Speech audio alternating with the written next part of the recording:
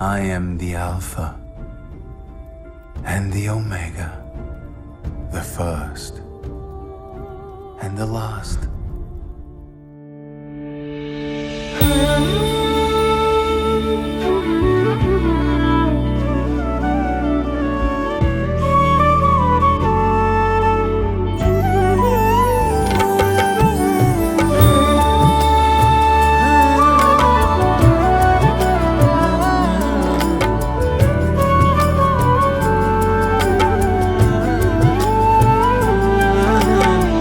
స్థిరపరచువాడవు, బలపరచువాడవు, పడిపోయిన చోటే నిలబెట్టువాడవు, ఘనపరచువాడవు, హెచ్చించువాడవు, మా పక్షము నిలిచి జయమిచ్చువాడవు.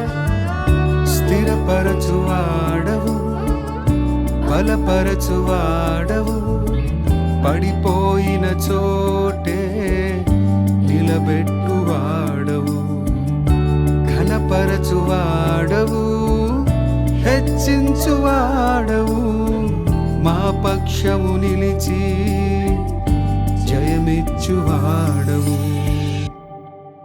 ఏమైనా చేయగలవు, కథ మొత్తం మార్చగలవు, నీ నామముకే మహిమంతా తెచ్చుకొందువు.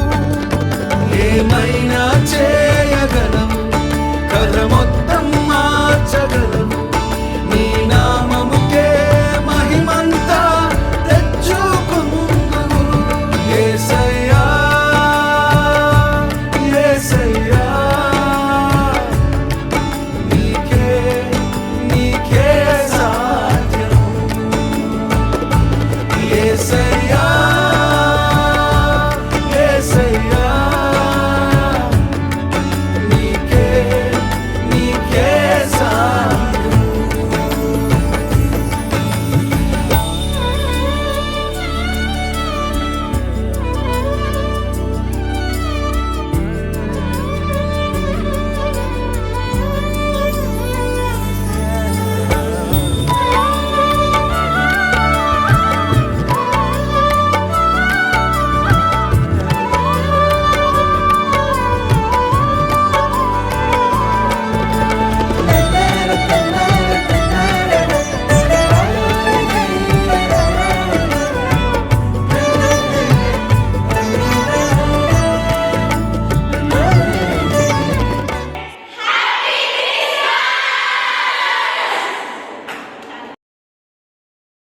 తల్లవలసినట్లయితే ప్రార్థన చేసుకుందాం. సకల ఆశీర్వాదములకు కారణభూతుడా, పరిశుద్ధుడా, ఘనుడా, గొప్ప దేవుడా, నీకు వందనాలు తండ్రి. ఈ యొక్క జయంతి యొక్క క్రిస్మస్ ప్రతి ఏటా అనేక మందికి ఆశీర్వాదకరంగా నీ ప్రియ బిడ్డలు యవనస్తులను పురుకొల్పి ఈ యొక్క సెలబ్రేషన్ క్యాంపస్ అంతటికి ఆశీర్వాదకరంగా ఉండటానికి వారు చేస్తున్నటువంటి కృషి, వారు చేసినటువంటి ఏర్పాట్లు, ప్రభా వారికి ఉన్నటువంటి ప్రభా నీ మీద ఉన్న ప్రేమను బట్టి నీకు స్తుతి చెల్లిస్తున్నాం. క్రిస్మస్ ఇది ప్రపంచవ్యాప్త పండుగ నాయన. మానవాళికి ప్రభా ఇది శుభోదయం.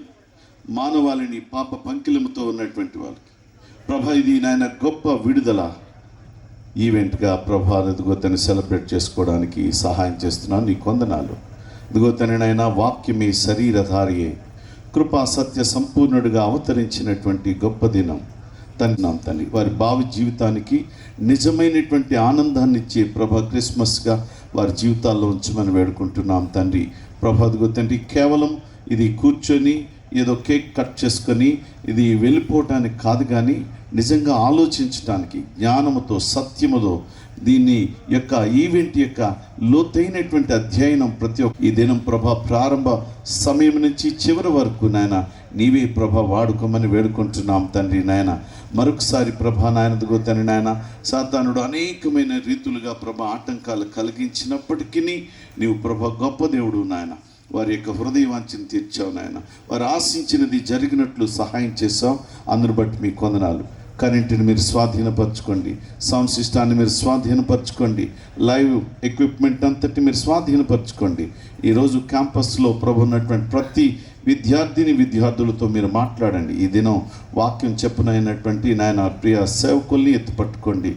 ఆర్గనైజ్ చేస్తున్నటువంటి కమిటీ వారిని అంతటినీ కూడా నీ చేతులకు అప్పగిస్తున్నాం. వారిలో ఐక్యత, ప్రేమ, సమాధానం, క్రిస్మస్ యొక్క నాయన తండ్రి నాయన గొప్ప సంతోషం వారి హృదయాల్లో వెళ్ళి విరిచేలా సహాయం చేయమని వేడుకుంటున్నాం తండ్రి. నీవే ప్రభాది నుంచి అంతం వరకు నీ ఆత్మ స్వాధీనంలో జరిగించి నీవే మహిమ పొందమని, ఘనత మహిమ నీకే అర్పిస్తూ నీ యొక్క సన్నిధిని, నీ సహాయాన్ని, నీ నడిపింపుని బిడ్డలకు దయచేయమని, యాంకరింగ్ చేస్తున్నటువంటి బిడ్డలకి నీవే నీ శక్తిని, ధైర్యమునిచ్చి నడిపించమని ప్రార్థన సర్వశక్తిమంతుడైన యేసుక్రీస్తు నామమున అడిగి వేడుకుంటున్నాం తండ్రి.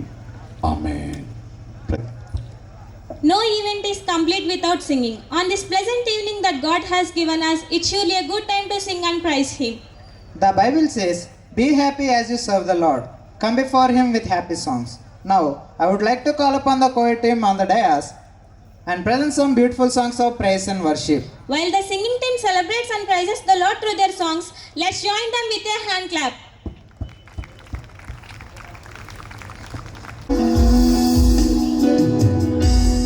మహిమకు పాత్రుడా, ఘనతకు అర్హుడా, మా చేతులెత్తి మేము నిన్నారాధింతుము.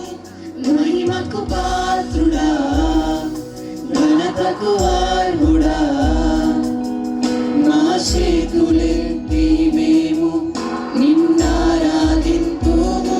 మహోన్నతుడా, అద్భుతాలు చేయువాడా, నీ వంటి వారు ఎవరు? నీ వంటి వారు లేరు. మహోన్నతుడా, అద్భుతాలు చేయువాడా, నీ వంటి వారు ఎవరు? నీ వంటి వారు లేరు.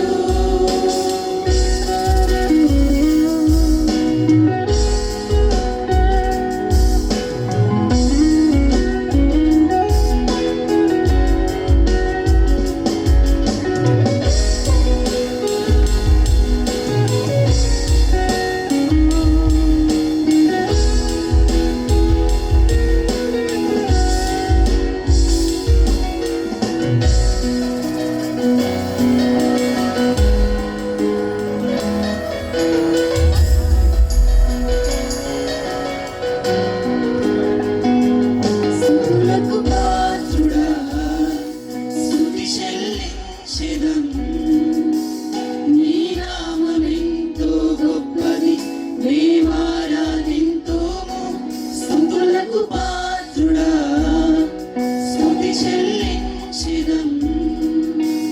నీ నామమెంతో గొప్పది, మేమారాధింతుము.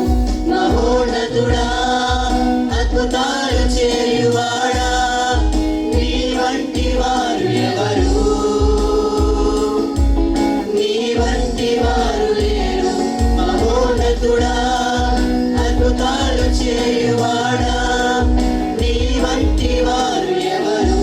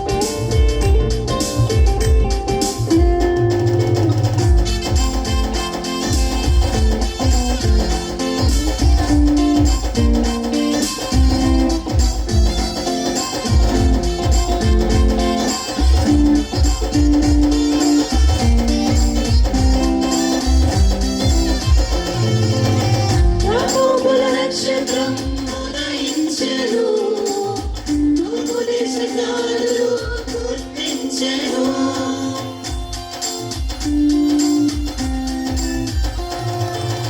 యాకోబుల నక్షత్రం ఉదయించెను తూర్పు దేశ జ్ఞానులు గుర్తించెను బెత్లెహేములో యేసుని చూచి కానుకలిచ్చెను నాడు ఆరాధించి ఆనందించి యేసుని చాటెను చూడు బెత్లెహేములో యేసుని చూచి కానుకలిచ్చెను నాడు ఆరాధించి ఆనందించి యేసుని చాటెను చూడు హ్యాపీ క్రిస్మస్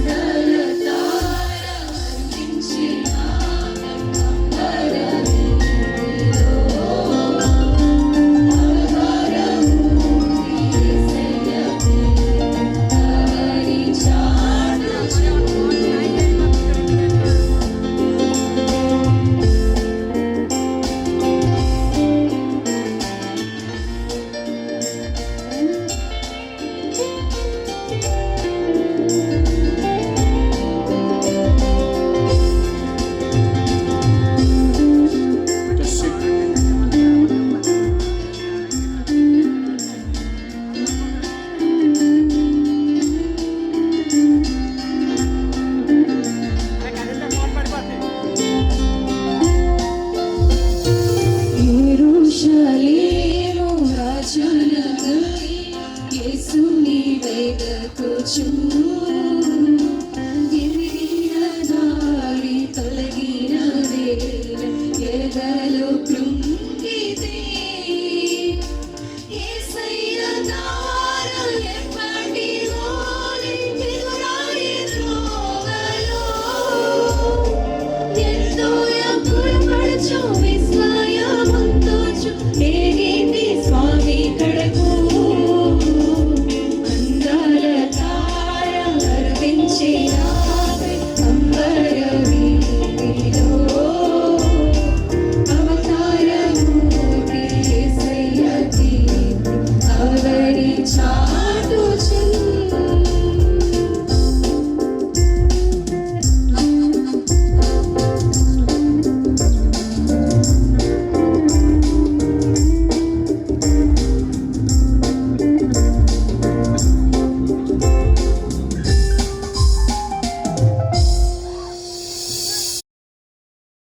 వచ్చినాడు రక్షకుడేసయ్యా బలబల్లెలెల్లి మాట చెప్పి మనమంతా చేరి సంబరమించేద్దాం బల్లెలెల్లి మాట చెప్పి మనమంతా చేరి సంబరమించేద్దాం మన కొరకే వచ్చినాడు రక్షకుడేసయ్యా మన కొరకే వచ్చినాడు రక్షకుడేసయ్యా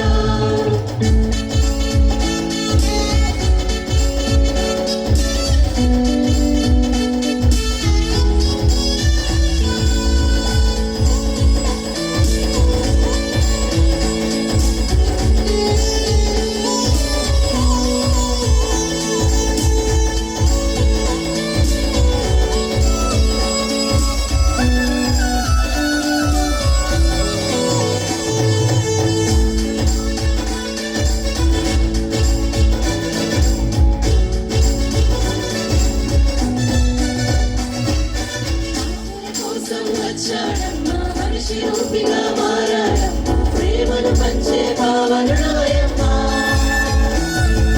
కాపుల కోసం వచ్చాడమ్మా మనిషి రూపిగా మారాడమ్మా ప్రేమను పంచే భావనుడాయమ్మా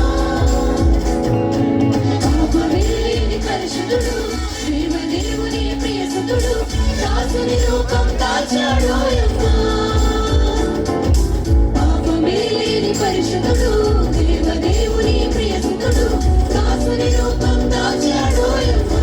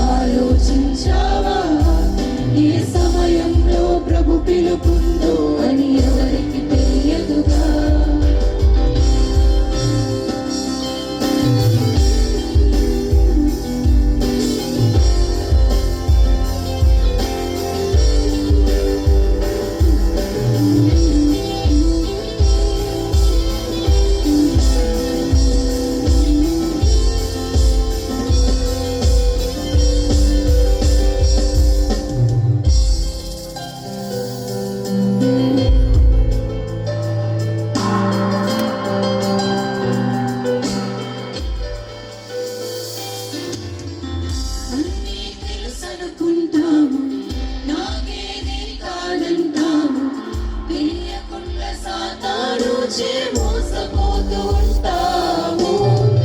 అన్నీ తెలుసనుకుంటాము, నాకేది కాదంటాము. తెలియకుండా సాతానుచే మోసపోతూ ఉంటాము.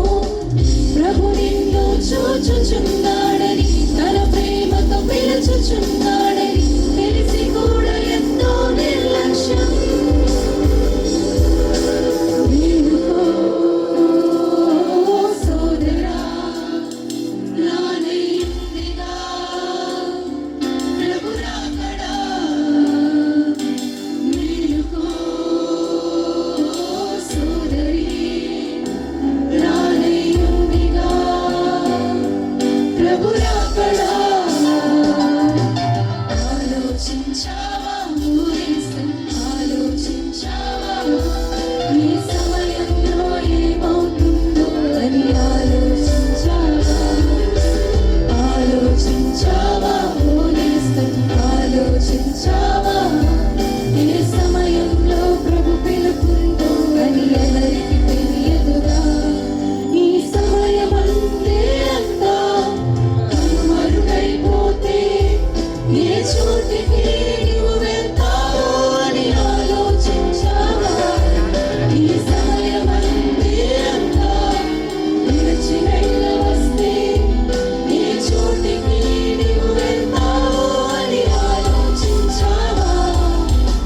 ఆలోచించావా ఓ యేసు, ఆలోచించావా ఈ సమయంలో ఏమవుతుందో అని ఆలోచించావా?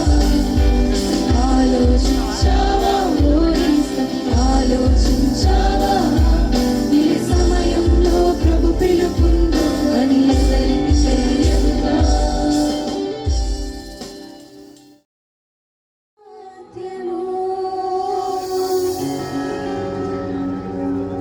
యేసయ్యా, యేసయ్యా,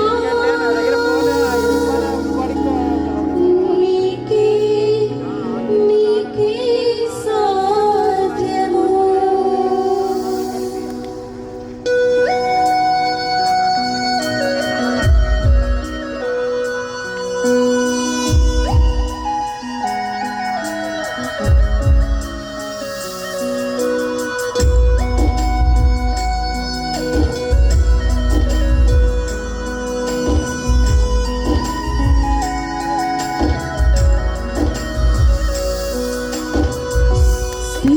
స్థిరపరచువాడవు, బలపరచువాడవు, పడిపోయిన చోటే నిలబెట్టువాడవు.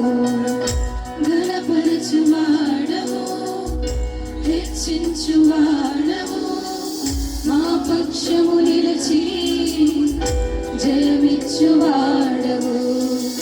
స్థిరపరచువాడవు, బలపరచువాడవు, పడిపోయిన చోటే నిలబెట్టువాడవు.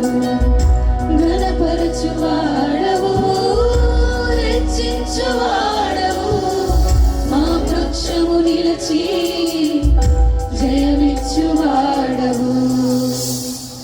ఏమైనా చేయగలవు, కథ మొత్తం మార్చగలవు. నీ నామముకే మహిమంతా తెచ్చుకొందువు. ఏమైనా చేయగలవు, కథ మొత్తం మార్చగలవు. నీ నామముకే మహిమంతా తెచ్చుకొందువు. యేసు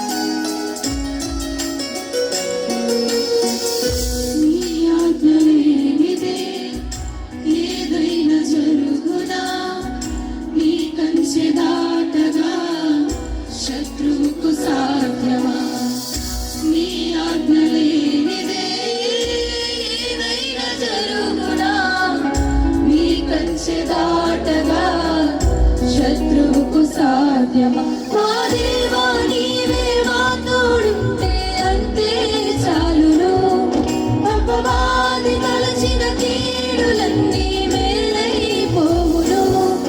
మా దేవా నీవే మా తోడుంటే అంతే చాలును. అపవాది తలచిన కీడులన్నీ మేలైపోవును. ఏమైనా చేయగలవు, కథ మొత్తం మార్చగలవు. నీ నామముకే మహిమంతా తెచ్చుకొందువు.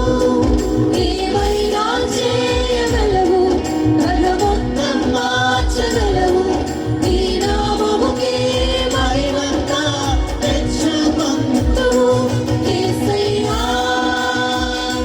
యేసయ్యా, నీకే సాధ్యము. యేసయ్యా, యేసయ్యా, నీకే సాధ్యము.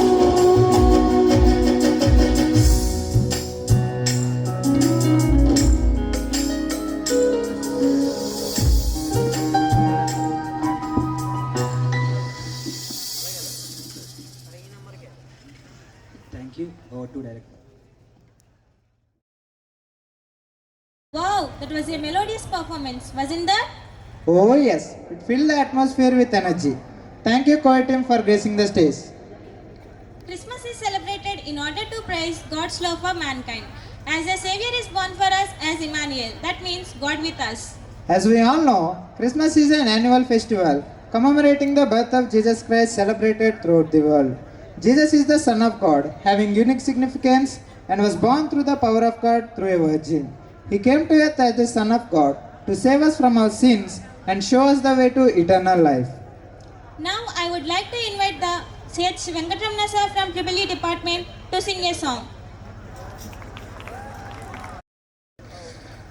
ప్రవచన పురుషుడు క్రీస్తు ప్రభు పరిశోధించుడి వేదముల నీలా గ్రంథముల నీలా ప్రవచన పురుషుడు క్రీస్తు ప్రభు సర్వ పాప పరిహారము కొరకై పరమాత్ముడు రుధిరముగార్చునుయని సర్వ పాప పరిహారము కొరకై పరమాత్ముడు రుధిరముగార్చునుయని ప్రవచించెను తర బ్రాహ్మణ గ్రంథము ప్రవచించెను తర బ్రాహ్మణ గ్రంథము క్రీస్తుకు పూర్వమే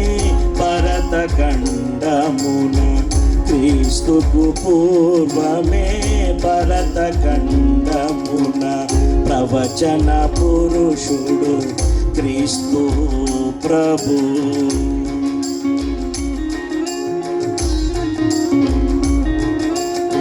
మొదటి చరణంలో భరతఖండంలో చెప్పబడినటువంటి బ్రాహ్మణ గ్రంథాల గురించి బ్రాహ్మణాలు అనేది వేద మంత్రాల యొక్క వివరణ ఇచ్చేటటువంటి గ్రంథాలు. అది మన భరత గ్రంథంలో ఆ బ్రాహ్మణ గ్రంథం వేసే గురించి. నెక్స్ట్ ఈ చరణంలో జొరాస్టర్ పారసీక దేశపు జొరాస్టర్ ఏం చెప్పాడు అనేది చెప్పబడింది రెండో చరణంలో పాడబోయే చరణంలో.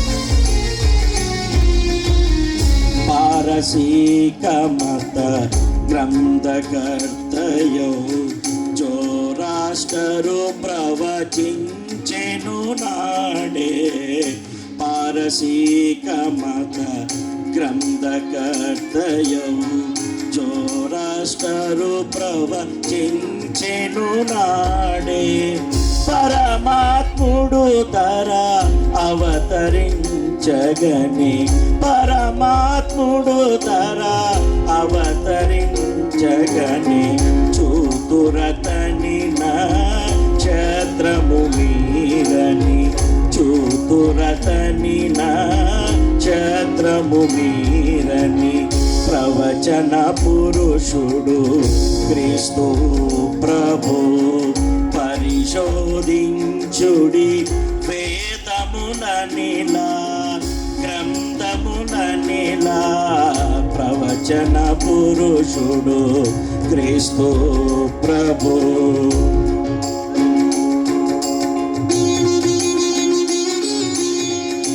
గౌతమ బుద్ధుడికి ఉన్నటువంటి వేరొక పేరు సిద్ధార్థుడు అని అంటూ ఉంటారు. అతను చెప్పినటువంటి విషయం ఇప్పుడు పాడబోయేటటువంటి చరణంలో చెప్పబడుతుంది. సిద్ధార్థుడు చెప్పిన విషయం అంటే గౌతమ బుద్ధుడు చెప్పినటువంటి విషయం.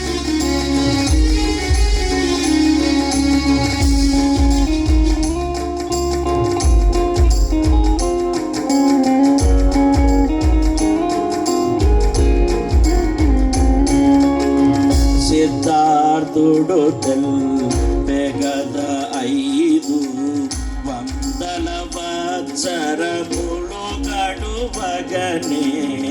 సిద్ధార్థుడు తెల్పెగద 500 వత్సరములు గడువగనే. మెతయాదరలో అవతరించునని, మెతయాదరలో అవతరించునని ముందుగా తెల్పెను పరిశోధించుడు. ముందుగా తెల్పెను పరిశోధించుడు. ప్రవచన పురుషుడు క్రీస్తు ప్రభు. పరిశోధించుడి వేదముల నిలా, గ్రంథముల నిలా. ప్రవచన పురుషుడు క్రీస్తు ప్రభు.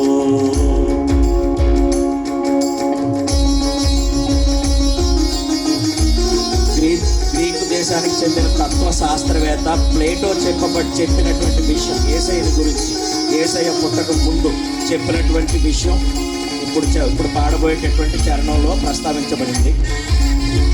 గ్రీకు తత్వశాస్త్రవేత్త ప్లేటో.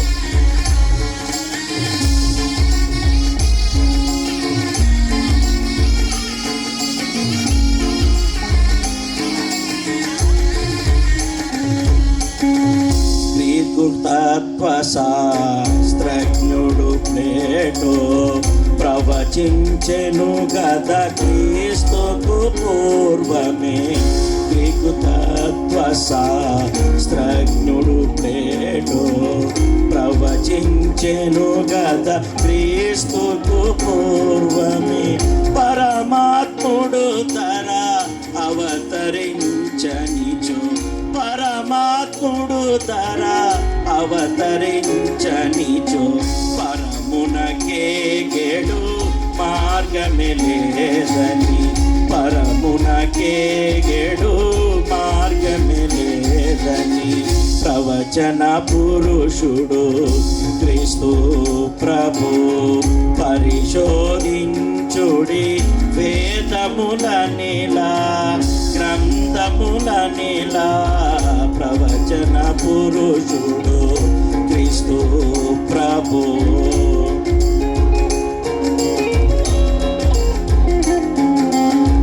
చైనా దేశానికి చెందినటువంటి కన్ఫ్యూజియస్ అనేటటువంటి వ్యక్తి యేసయ్య గురించి చెప్పినటువంటి విషయం, యేసయ్య పుట్టక ముందే ఈ విషయం ఇందులో ఈ లాస్ట్ చరణంలో ప్రస్తావించబడింది.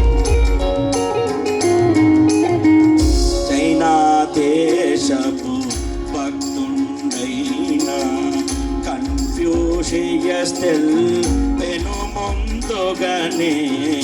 చైనా దేశపు భక్తుండైన కన్ఫ్యూషియస్ తెల్పెను ముందుగానే.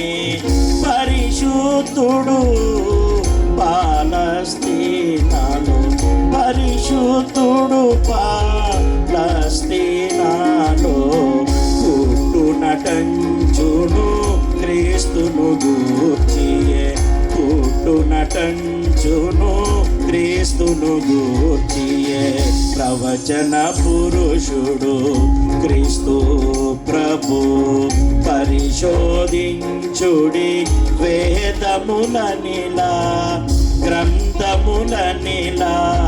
ప్రవచన పురుషుడు క్రీస్తు ప్రభు. దేవుని నామానికి మహిమ కలుగును గాక. Thank you, sir, for your valuable words and song.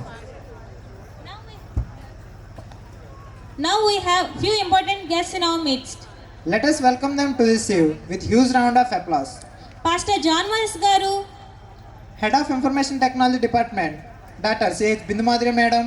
Head of Electrical and Electronics Department, Dr. V.S. Vakula Madam, Head of BSN HSS Department, Dr. M. Saubhagya Lakshmi Madam. Officer in charge of hostels, Dr. C.H. Bindumadri Madam, Anila Madam, Venkatramana Sir, Venkatesh Sir. thank you for your presence. ఇలాంటివన్నీ చేస్తుంటే నాకు చాలా తలనొప్పిగా ఉంది. ఇదిగో ఇది ఒక gift. అరే విలువైనది, శ్రేష్టమైనది, ఉచితమైనది అంట. మీకు ఇది కావాలా? నేను దక్కనేమను. ఎందుకంటే అలా సాతానుడు ఆ బహుమతి ఎవరు తెరుద్దామని చూస్తారో వారిని చెడగొట్టడానికి పొంచి చూస్తున్నాడు. ఇప్పుడు ఆ బహుమతి ఎవరు తెరుస్తారో చూద్దాం. అబ్బా, ఈ ఫ్రీ ఫైర్ వాడు ఫ్రీగా డైమండ్స్ ఇస్తే బాగుండు. ఆ డైమండ్స్తో నీ క్యారెక్టర్ స్కిల్స్, గన్స్ కొనుక్కోవచ్చు. నీకు జీవితకాలం ఎన్ని ఫ్రీగా డైమండ్లు కావాలంటే అన్ని ఇస్తా. పో వెళ్ళు. ఫ్రీ ఫైర్లు అంటూ బీజిఎంఐ అంటూ వెళ్ళి ఆడు, అంతే చేయి. ఇప్పుడు కాకపోతే మరింకెప్పుడు అంతే చేస్తారు. పోండి, అంతే చేయండి రా. ఇదేదో గిఫ్ట్ లాగా ఉందే. ఏంటిది? శ్రేష్టమైందా, ఉచితమైందా, విలువైంది కూడా. అయితే దీన్ని తప్పనిసరిగా తెరవాలి. నువ్వు ఇలాంటివి తెరిస్తే ఎప్పుడు రా బాబు. వెళ్ళు. బీజిఎంఐ అంటూ ఫ్రీ ఫైర్లు అంటూ వెళ్ళి అంతే చేయరా. పోరా పో. ఇది తీసే బదులు ర్యాంక్ పుష్ చేసుకోవడం మేలు. వెళ్ళిపోవడం. వెళ్ళు. అలా జీవితాన్ని అంతే చేయండి రా. చేయండి పో. అలా గేమ్స్కి ఎడిక్ట్ అయిన ఆ వ్యక్తి బహుమతిని పొందకుండానే వెళ్ళిపోయారు. ఇప్పుడు ఎవరు వస్తారో ఏంటో చూద్దాం. ఎవరు వచ్చినా ఒకటే. ఈ బాధలేంటో, ఈ కష్టాలేంటో. ఆ పిల్ల నా మాట వినడం లేదు, వదిలేస్తా అంటుంది. అయినా ఈ బాధలు, ఈ కష్టాలు ఎప్పుడు తీరుతాయి? నాకు ఏం చేయాలి? అబ్బో, లవ్ ఫెయిల్యూర్ అంటున్నాడు. అసలు బాక్స్ దగ్గరికి ఏంటి, బాక్స్ ఓపెన్ చేద్దామని నా థాట్ కూడా రాదులే. మనం కొద్దిగా ఫ్రీగా ఉందాం. ఏంటి గిఫ్ట్? విలువైంది, ఉచితమైంది, శ్రేష్టమైందా? అయ్, నా బాధలు, నా కష్టాలు తీరిపోయే సమయం వచ్చింది కదా. ఈ గిఫ్ట్ ఓపెన్ చేస్తే నా బాధలు, నా కష్టాలు అన్నీ పోతాయి కదా. ఒకసారి ఆలోచించుకో. లవ్ ఫెయిల్యూర్ అంటున్నావు, దాన్ని ఓపెన్ చేస్తే నీకు మిగిలేదు ఆఖరి. నువ్వు ఎప్పటికైనా దాన్ని ఓపెన్ చేయలేవు. ఇంకా కష్టాలు కూడా ఎక్కువయ్యే సమస్య కూడా ఉంది. ఆలోచించు ఒకసారి. ఇది విలువైంది, శ్రేష్టమైంది కదా. ఈ గిఫ్ట్ తీసుకెళ్ళి మా గర్ల్ ఫ్రెండ్కి ఇస్తే నా లవ్ యాక్సెప్ట్ చేసింది కదా. భలే ఉండిద్ది కదా అప్పుడు. నీ జన్మలో నీ ముఖం చూడదు. అసలు నువ్వు ఇచ్చిన గిఫ్ట్నే ముఖం కేసుకోడది. మళ్ళీ నిన్ను ఎప్పుడు అసలు లవ్ అనేసి నీకు ఆ థాట్ కూడా రాకని చేస్తుంది ఆఖరికి. చూడు ఒకసారి. అయినా ఇది అంత విలువైంది, శ్రేష్టమైంది అయితే ఎక్కడెందుకు వదిలేస్తారు? ఎవరో ఒకటి తీసుకునే ఉంటారు కదా. ఇప్పుడు ఇది ఓపెన్ చేస్తే నా బాధ, నా కష్టాలు అన్నీ ఎక్కువైపోతాయి. ఉన్న వాటికే చచ్చిపోతున్నాను. ఈ కొత్త బాధలు ఎందుకు? వద్దులే మనకి. కరెక్ట్గా చెప్పారా బాబు. పో వెళ్ళు. అలా లోక ప్రేమలో పడి బహుమతిని తెరవకుండానే వెళ్ళిపోయారు. అరే ఉన్నారా? బాగున్నారు. 40,000 ఎక్కున్నాను రా. 40,000? అదేం 40,000 రా బాబు. ఎవడైనా చెప్తే నమ్మేటట్టు ఉండాలి. వీడు ఎక్కడో కొట్టేసుకుంటాడు. 40,000 అంట. 40,000 దేనికి రా 40,000 అయ్యి? రేపు పొద్దున్న ఫ్రెండ్ గారు ఫంక్షన్ ఉంది కదరా, అక్కడ వేసుకోవడానికి కొన్నాను. అరే బాగున్నాయిరా. నాకు ఒకసారి ఎవరు ఎప్పుడన్నా చెప్తాను రా, నీకంటే ఎక్కువ రా. అంతేగాని ఇందా నుంచి చూస్తున్నాను. చెవులు ఏంట్రా ఇవి? ఇయ్యా బట్స్ రా. ఏదో ఒకసారికి ఎవరు ఇచ్చారా? మా లవ్ ఇచ్చిందిరా. Love box. అయ్యో లవ్ అంటున్నాడు. వీడి ముఖానికి లవ్ అంట. వీడు చైనా బజార్లో ఎక్కడ కొట్టేసి ఉంటాడు. వీడికి లవ్ అంట. లవ్. సరదాగా ఏమైనా పాటలు పెట్టరా, సరే ట్రై చేద్దాం. ఏ పాటలు ఎట్టుండ్రా? తెలుసు కదరా మన పాటలు అన్నీ డీజే పాటలు పెట్టరా. డీజే పాటలు అంటున్నారంటే మ్యాక్సిమం మన బ్యాచ్ అయి ఉంటుందిలే. బాక్స్ దగ్గరికి వెళ్ళి బాక్స్ ఓపెన్ చేయాలని థాట్ కూడా రాదు. ఫ్రీగా ఉందాం. ఇక్కడ ఏదో బాక్స్ ఉన్నట్టుంది. ఏంటిది? విలువైందా, ఇంకా ఉచితమైందా, దీన్ని చూస్తున్నాడు. రే శ్రేష్టమైందా? చూడరా రే, ఒకసారి చూడరా. వెనక్కి చూడు రే. చూడు ఒకసారి. రే పాటలు ఎలా వస్తున్నాయిరా సౌండ్? బాగానే వస్తున్నాయి కానీ ఈ గిఫ్ట్ మన ఫ్రెండ్ గారి ఫంక్షన్కి గిఫ్ట్ కింద ఎత్తే ఎలా ఉంటుంది అంటారా? ఇది రేంజ్ సరిపోదు కదరా. అలాగని కాదురా, ఎత్తే కొత్తగా ఉంటుంది కదరా. అదేం కొత్తగా ఉంటుంది చెప్పురా వాడికి. మావా నీ స్టైల్ ఏంటి, నీ రేంజ్ ఏంటి అసలు? అంతేనంటావా? సరే అయితే వచ్చే. ఇది మన రేంజ్కి కాదు, ఇది మనంతా బ్రాండెడే. మీరు మీ రేంజ్ తగ్గలేదు. బ్రాండ్ అంట, బ్రాండ్. చాలా ధనాశతో గర్వంతో నిండిపోయిన వ్యక్తి ఆ బహుమతిని తెరవకుండానే వెళ్ళిపోయారు. ఇప్పుడు ఎవరు వస్తారో చూద్దాం. వచ్చే వాళ్ళకి ప్రతి ఒక్కరికి చూస్తారు వెళ్ళిపోతారు, అంతే కదా. నేను ఎవరిని ఓపెన్ చేయకుండా చూస్తాలే, పర్లేదు. ఈ లోకంలో అందరూ దేవుళ్ళు గుళ్ళు అని తిరుగుతూ ఉంటున్నారు, కానీ నేను అలా కాదు. చదువుకున్నవాడిని, తెలివైన వాడిని, నా కాళ్ళ మీద నేను నిలబడ్డా. అబ్బో, చాలా ఓవర్ యాక్షన్ క్యాండిడేట్లా ఉన్నాడే. అంటే ఏంది A+B² ఫార్ములా చెప్పురా. అయినా నేను నన్ను చూస్తున్నాను. ఈ గిఫ్ట్ ఇక్కడే ఉంటుంది, ఎవరో ఓపెన్ చేయడం లేదు. ఎందుకు? ఏముంది దీనిలో? ఓపెన్ చేద్దామా? ఈ లోకంలో చదువు లేక ఎంతో మంది ఉంటారు, కానీ వీడు చదువుకున్న పిచ్చోళ్ళ ఉన్నాడు, వీడేం ఓపెన్ చేస్తాడు. అయినా ఏముండిద్ది గిఫ్ట్లో? మహా అయితే ఎవరు రాసిన గ్రంథమో పుస్తకమో ఉంటుంది. అయినా నేను చదువుని పుస్తకాలు ఏమండి?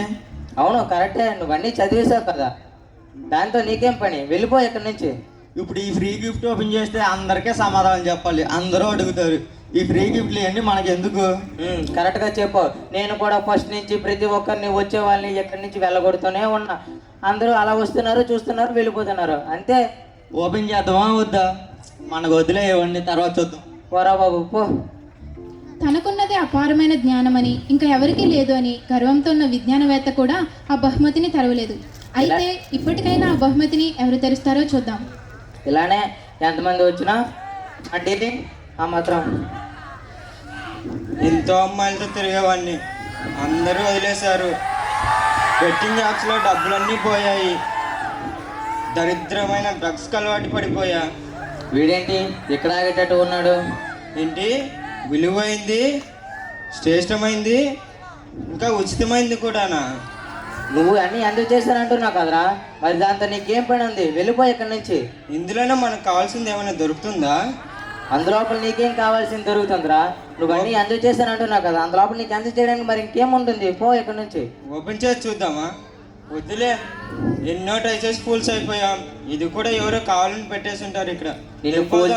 నిన్ను ఫూల్ చేయడానికి ఎవరో పెట్టి ఉంటారు, పో ఇక్కడి నుంచి. పోతున్నట్లే. అయినా ఎన్నో ట్రై చేశాం కదా, ఇది ఒక్క ట్రై చేస్తే ఏమవుతుంది? వీడేంటి మళ్ళీ ఆగాడు? రే వద్దురా, రే వద్దురా, వద్దు.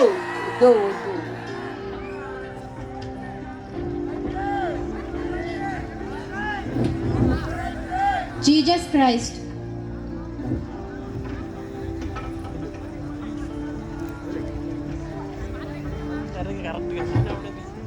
రిడెంప్షన్, విడుదల. ఎడిక్షన్ కి అలవాటు పడిన వ్యక్తి జీసస్ క్రైస్ట్ ద్వారా మాత్రమే విడుదల పొందగలరు.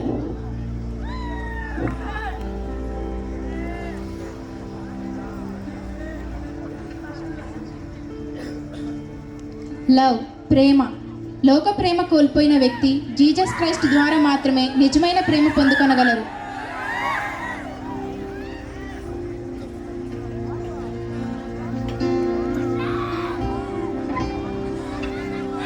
పీస్, శాంతి. డబ్బు ద్వారా సమాధానం కోల్పోయిన వ్యక్తి జీసస్ క్రైస్ట్ ద్వారా మాత్రమే శాంతిని పొందగలరు. ట్రూత్, వాస్తవం. సకల జ్ఞాన సంపదకు యేసుక్రీస్తే ఆధారం. చూసారా, ఈ లోకంలో ఎంతోమంది జ్ఞానులు, సంపన్నులు ఉన్నారు, కానీ ఆ బహుమతిని తెరిచింది ప్రశాంతత, నెమ్మది కోరుకునే వ్యక్తి. అది దేవుని దగ్గరే ఉంటుంది. దీని మర్మం ఏమిటంటే, మనం మన సొంత జ్ఞానం, సంపద అన్నీ తెలుసు అనుకునే గుణం కలిగి ఉంటే దేవుణ్ణి చేరలేం. ఆయన ఇచ్చే ఉచితమైన కృప, శ్రేష్టమైన రక్షణ పొందుకొనలేము. ఎప్పుడైతే ఆ వ్యక్తిలా నేర్చుకునే గుణం, పొందుకునే గుణం, దేవుని మీద నమ్మకం ఉంటుందో అప్పుడే ఆ గొప్ప ఉచితమైన విలువైన రక్షణ పొందగలం. Praise the Lord. Thank you skit team. దేవుడు మనకిచ్చే ఉచితమైన ఆ బహుమతి ఆయన రక్షణ, ఆయన యొక్క కృప. అవి ఎంతో విలువైనవి మరియు శ్రేష్టమైనవి, కానీ అవి ఉచితంగా ఇవ్వబడుతున్నాయి. కాబట్టి ఇంకా రక్షింపబడిన వారు ఎవరన్నా ఉంటే ఆయన ఇచ్చే ఉచితమైన బహుమతి రక్షణను పొందుకుని ఆయన కృపకు పాత్రలు అవుదాం అనే సారాంశాన్ని తెలిపినందుకు అందరూ కలిసి స్కిట్ టీం కోసం చప్పట్లు కొడదాం. Men of God brother Rajkumar గారు, Sivaram sir, Rajitha madam, Ambedkar sir, thank you for your presence. ఇప్పటి వరకు సింగింగ్లో స్కిట్లో ఎంజాయ్ చేసాం కదా, ఇప్పుడు మనం అతి ముఖ్యమైన అంశంలోనికి వెళ్ళబోతున్నాం. అందరూ శ్రద్ధగా వినాలని కోరుతున్నాం. మెసేజ్లోనికి వెళ్ళే ముందు మన మధ్యలో ఉన్న పాస్టర్ మౌలి గారు అప్పర్ రూమ్ ప్రేయర్ ఫెలోషిప్ నుంచి స్టేజ్ పైకి వచ్చి ప్రేయర్ చేయవలసిందిగా కోరుతున్నాం. మమ్మల్ని అతి మిక్కిలిగా ప్రేమించిన మా ప్రియ పరలోకపు తండ్రి, దేవానికి వందనాలు, స్తోత్రాలు, స్తుతులు చెల్లిస్తున్నాం. ఇదిగో ఈ యొక్క సాయంకాల సమయంలో దేవాని సన్నిధిలో JNTU కాలేజ్ స్టూడెంట్స్ అందరూ కలిసి ప్రభువా క్రిస్మస్ సెలబ్రేషన్ చేసుకుంటున్నారు. అందరిని బట్టి నీకే వందనాలు. చాలామంది స్టూడెంట్స్ వచ్చారు, నీ మాటలు వినాలని ఆసక్తితో ఉన్నారు. వారి హృదయాలను మీరు ఆయనే ఎందుకు అనేటువంటి యొక్క ప్రశ్న వారి హృదయాల్లో, వారి మదిలో ఉండి ఉండవచ్చు. ఆ ప్రశ్నకు సమాధానం మీరేం మాట్లాడమని, ఎక్కడో పుట్టినటువంటి యేసు మా JNTUలోకి ఎందుకు ఆయన గురించి మేము ఆలోచించాలి అనేటువంటి ప్రశ్నకు వారి హృదయాల్లో ఒక మంచి సమాధానంతో మీరు నింపమని, జరగాల్సిన కార్యక్రమం అంతట్లో మీరుండి నడిపించమని, మహిమ మీరే పొందుకోమని యేసుక్రీస్తు నామంలో ఈ చిన్న ప్రార్థన అడిగి వేడుకొంచున్నాను పరమ తండ్రి. ఆమేన్. It is my great honor and privilege to introduce today's chief guest, Brother Rajakumar Garu. Brother Rajakumar Garu is a distinguished and dedicated student counselor based in Tirupati. He is actively associated with the UESI organization, through which he provides guidance and counseling to university students across the state. His commitment to nurturing young minds and supporting students in their academic and professional journeys is truly commendable. We are delighted and grateful to have him with us today. Now, without further ado, let us all give him our undivided attention as he leads us on this journey of inspiration and growth. Thank you. Hello, good evening. యేసుక్రీస్తు పుట్టినప్పుడు ప్రపంచాన్ని అంతటికీ చెప్పబడిన news ఏంటి అంటే, ప్రజలందరికీ కలిగే మహా సంతోషకరమైన శుభవర్తమానం అని చెప్పబడింది. Good news of great Joy for all the people అని. అయితే యేసుక్రీస్తు పుట్టుక ఎందుకు మానవాళి అందరికీ కూడా సంతోషకరమైన శుభవర్తమానం అయింది అని. ఎందుకంటే మన పుట్టినరోజు అయితే మనకు సంతోషం, కానీ క్రీస్తు పుట్టుక సంతోషంగా ఆనందంగా ఉండడం అనేది మనం కొన్ని కోరుకుంటూ ఉంటాం. డబ్బులుంటే, అనుకున్నది సాధిస్తే సంతోషంగా ఉండొచ్చు అనుకుంటాం. కానీ అది సాధ్యమేనా, అది జరుగుతుందా అనేది కొద్దిసేపు మనం ఆలోచించాలి. క్రికెట్ అనేది భారతదేశంలో ఒక ఆట కాదు, ఒక మతం అన్నాడు. నిన్న T20 గెలిచిన తర్వాత పేపర్లో రాస్తూ సౌత్ ఆఫ్రికా ఇండియా మ్యాచ్ గురించి మాట్లాడుతూ ఏమన్నాడంటే, క్రికెట్ అనేది ఇండియాలో, భారతదేశంలో ఒక మతం. నిజంగానే క్రికెట్ని చాలా ప్రేమిస్తాం. క్రికెట్లో T20లో మొదటి వరల్డ్ కప్పు మహేంద్ర సింగ్ ధోని ఆధ్వర్యంలో మనవాళ్ళే గెలిచారు. ధోని అనగానే స్టైలిష్ బ్యాట్స్మెన్ అని, డిగ్నిఫైడ్ ప్లేయర్. ఆయన ఆట చాలా స్టైలిష్గా ఉంటుంది, ఆయన జీవితం చాలా డిగ్నిఫైడ్గా ఉంటుంది, చాలా హుందాగా ఉంటాడు, వివాదాలకు వెళ్ళడం. అలాంటి ఆయన జీవితాన్ని అంతే అందంగా, హుందాగా వెండితెర మీద నటించిన వ్యక్తి సుశాంత్ సింగ్ రాజ్పుత్. సుశాంత్ సింగ్ రాజ్పుత్ ఒక బీహార్లో ధనిక కుటుంబంలో, రాజ్పుత్ కుటుంబంలో జన్మించాడు. అంటే సామాజికంగా ఉన్నతమైన కుటుంబంలో నుండి వచ్చాడు. వాళ్ళ నాన్నగారు బిజినెస్ చేస్తూ ఉండేవాళ్ళు కాబట్టి చిన్ననాటి నుండే చాలా అల్లారు ముద్దుగా పెరిగాడు. చాలా తెలివి కలిగిన వాడు. తను 10th క్లాస్లో నేషనల్ ఒలింపియాడ్ ఛాంపియన్. తను చాలా తెలివిగా చదివేవాడు.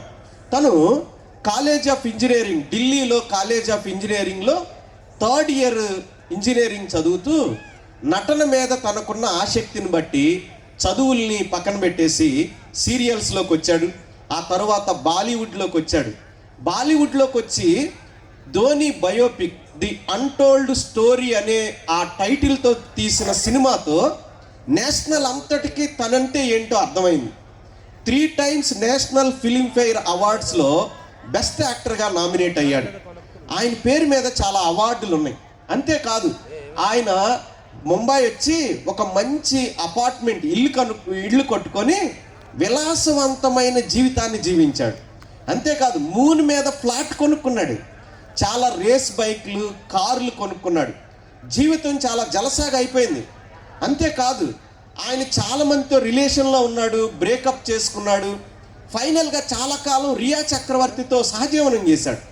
అయితే at the age of 34 June 14, 2020 తన విలాసవంతమైన అపార్ట్మెంట్లోనే ఉరివేసుకొని చనిపోయాడు. ఫ్రెండ్స్, డబ్బులు ఉన్నాయి, ఆయన చాలా సంపాదించాడు, ఆయనకి చాలా నైపుణ్యత ఉంది. నేషనల్ ఫిల్మ్ఫేర్ అవార్డ్స్లో 3 times బెస్ట్ యాక్టర్గా నామినేట్ అయ్యాడు. అంతేకాదు చాలా నైపుణ్యత ఉన్నవాడు, స్కిల్స్ ఉన్నాయి, బాలీవుడ్లో ఒక స్థాయికి వచ్చాడు. అయినా కూడా తను కేవలం 34 సంవత్సరాలప్పుడే సూసైడ్ చేసుకొని చనిపోయాడు. ఎందుకు అంటే డబ్బు ఆనందాన్ని, నెమ్మదిని ఇవ్వలేక డ్రగ్స్కి అలవాటు పడి ఎడిక్షన్లోకి వెళ్ళిపోయి వాటి నుండి బయటికి రాలేక అల్టిమేట్గా సూసైడ్ చేసుకున్నాడు. ఫ్రెండ్స్, మనం అనుకుంటాం డబ్బుంటే ఆనందంగా ఉండొచ్చు, ఏదైనా చేయొచ్చు అని అనుకుంటున్నాం. డబ్బుంది కానీ ఆనందంగా ఉండలేకపోయాడు. అంతేకాదు మనకి ఐడెంటిటీ కోసం చాలా చేస్తూ ఉంటాం.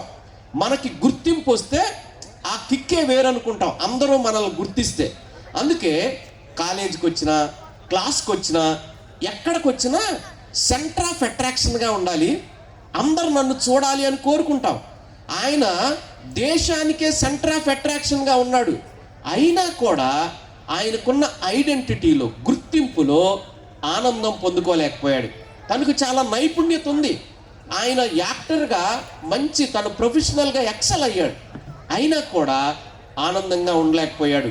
డబ్బున్నా, గుర్తింపున్నా, నైపుణ్యత ఉన్నా కూడా తన జీవితంలో చాలామందితో రిలేషన్లో ఉన్నాడు. రియా చక్రవర్తితో కూడా చాలా కాలం సహజీవనం చేశాడు. అయినా కూడా ఆనందం లేదు. చివరికి మాదక ద్రవ్యాలకు అలవాటు పడి జీవితాన్ని ముగించాడు. ఫ్రెండ్స్, ఎందుకని? డబ్బు, పేరు ప్రఖ్యాతులు, రిలేషన్స్, నైపుణ్యత ఏది కూడా మానవ జీవితానికి, మానవుడు కోరుకుంటున్న ఆనందాన్ని ఇవ్వలేకపోతుంది. ఎందుకు అంటే బ్రెజీ పాస్కల్ ఇలా చెప్పాడు, సైంటిస్ట్, ప్రతి మానవ హృదయంలో దేవుడు మాత్రమే నింపగలిగిన ఒక శూన్యత ఉంది. Every human have a God shaped vacuum అన్నాడు. కాబట్టి ప్రతి మానవ హృదయంలో దేవుడు మాత్రమే నింపగలిగిన శూన్యత ఉందన్నాడు. అంటే మానవునికి ఎన్నున్నా కూడా మానవుడు సృష్టికర్త అయిన దేవునితో సంబంధం లేకుండా సంతోషంగా ఉండలేడు అని చెప్పాడు. ఫ్రెండ్స్, మానవ జీవితంలో డబ్బులున్నా, గుర్తింపున్నా, నైపుణ్యత ఉన్నా, రిలేషన్స్ ఉన్నా ఏవి కూడా సృష్టికర్త అయిన దేవునితో సంబంధం లేకుండా మానవ జీవితానికి ఆనందాన్ని కానీ, తృప్తిని కానీ, నెమ్మదిని, శాంతిని కానీ ఇవ్వలేవు. మరి అలాంటప్పుడు మానవులు దేవుని దగ్గరికి వెళ్ళి దేవునితో సంబంధం పెట్టుకోవచ్చు కదా, దేవుణ్ణి తమ జీవితాల్లో గుండిగుడిలో నింపుకోవచ్చు కదా అంటే నింపుకోలేరు. జీకే చెస్టర్టన్ రచయిత ఇలా అన్నాడు, problem of the man is problem of the heart అన్నాడు. మానవ సమస్య మానవ హృదయమే అన్నాడు. మానవ హృదయం చెడ్డది, చెడ్డ హృదయం కలిగిన మానవుడు మంచివాడైన సృష్టికర్త దగ్గరకు వెళ్ళలేడు అని చెప్పాడు. ఎస్, మానవ హృదయాలన్నీ కూడా చెడ్డవే. ఎందుకంటే మానవులు ఎవ్వరూ నేర్పించకుండానే చెయ్యగలిగింది ఏంటి అంటే చెడు. ఏబిసిడీలు నేర్పించడానికి టీచర్స్ కావాలి, మ్యాథమెటికల్ క్యాలిక్యులేషన్ చెప్పడానికి మనకు సార్లు కావాలి, అబద్ధాలు ఆడడానికి, దొంగతనం చేయడానికి, ర్యాగింగ్ చేయడానికి, సైబర్ క్రైమ్స్ చేయడానికి ఎక్కడా కూడా ట్రైనింగ్ ఇవ్వరు. ట్రైనింగ్ ఇవ్వకుండానే ప్రతి వ్యక్తి కూడా చెడు చేయడానికి అలవాటు పడతా ఉన్నాడు. ఒక ఆశ్చర్యకరమైన విషయం చెప్పమంటారా? ఏ ట్రైనింగ్, ఏ సర్టిఫికెట్ లేని ఒక వ్యక్తి చెడు చేస్తే ట్రైనింగ్ ఉన్న వాళ్ళందరూ ఎస్ఐ, సిఐ, ఐపీఎస్లు, కోర్టులో ఉన్న జడ్జెస్, లాయర్స్ ఒక వ్యక్తి నువ్వు తప్పు చేసావని చెప్పడానికి కొన్ని సంవత్సరాల పాటు కష్టపడతారు. చివరికి ఏమంటారు తెలుసా? సాక్ష్యాధారాలు లేకపోవడాన్ని బట్టి కేసు కొట్టేస్తున్నాం అని చెప్తారు. అంటే ఎలాంటి తర్ఫీదు, ట్రైనింగ్ లేని ఒక వ్యక్తి చెడు చేస్తే ట్రైనింగ్ ఉన్న వాళ్ళందరూ కలిసి తప్పు చేసేవని నిర్ధారించలేనంత నైపుణ్యతతో చెడు చేయగలిగిన సామర్థ్యం మానవ హృదయాల్లో ఉంది. కాకపోతే మనం వేసుకునే డ్రెస్సు, మనం వాడే కాస్మెటిక్స్, మన హెయిర్ స్టైలు ప్రపంచానికి మనల్ని అందమైన బొమ్మల్లాగా చూపిస్తుంది. ఫ్రెండ్స్, పైకి కనిపించేంత అందమైన వ్యక్తిత్వం అంతరంగాల్లో లేదు. మానవులందరూ కూడా చెడ్డవాళ్లే. అయితే 3 కారణాలను బట్టి మనం పైకి మంచి వాళ్ళలాగా కనబడతాం. మొదటి కారణం, చెడు చేయడానికి అవకాశాలు రాక మంచి వాళ్ళలాగా ఉంటాం. చెయ్యాలనే కోరిక ఉంటుంది, చెయ్యాలనే వైఖరి, యాటిట్యూడ్ మన హృదయంలో ఉంటుంది, చేసే సామర్థ్యం ఉంటుంది, ఎలా చేయాలో జ్ఞానం కూడా ఉంటుంది. కానీ అవకాశాలు రానప్పుడు మనం చెడు చేయి.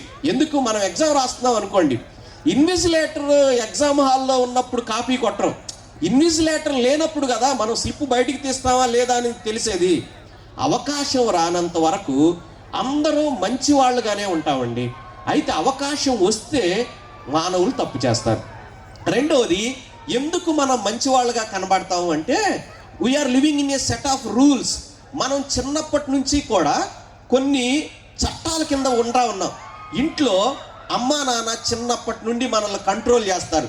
ఎక్కువ మార్కులు రావాలి, ఎక్కువసేపు సెల్ ఫోన్ చూడకూడదు, ఎక్కువసేపు వేరే వాళ్ళతో మాట్లాడకూడదు. ఇంట్లో అమ్మా నాన్న మన లైఫ్ని కంట్రోల్ చేస్తున్నారు కాబట్టి మంచిగా ఉంటాం.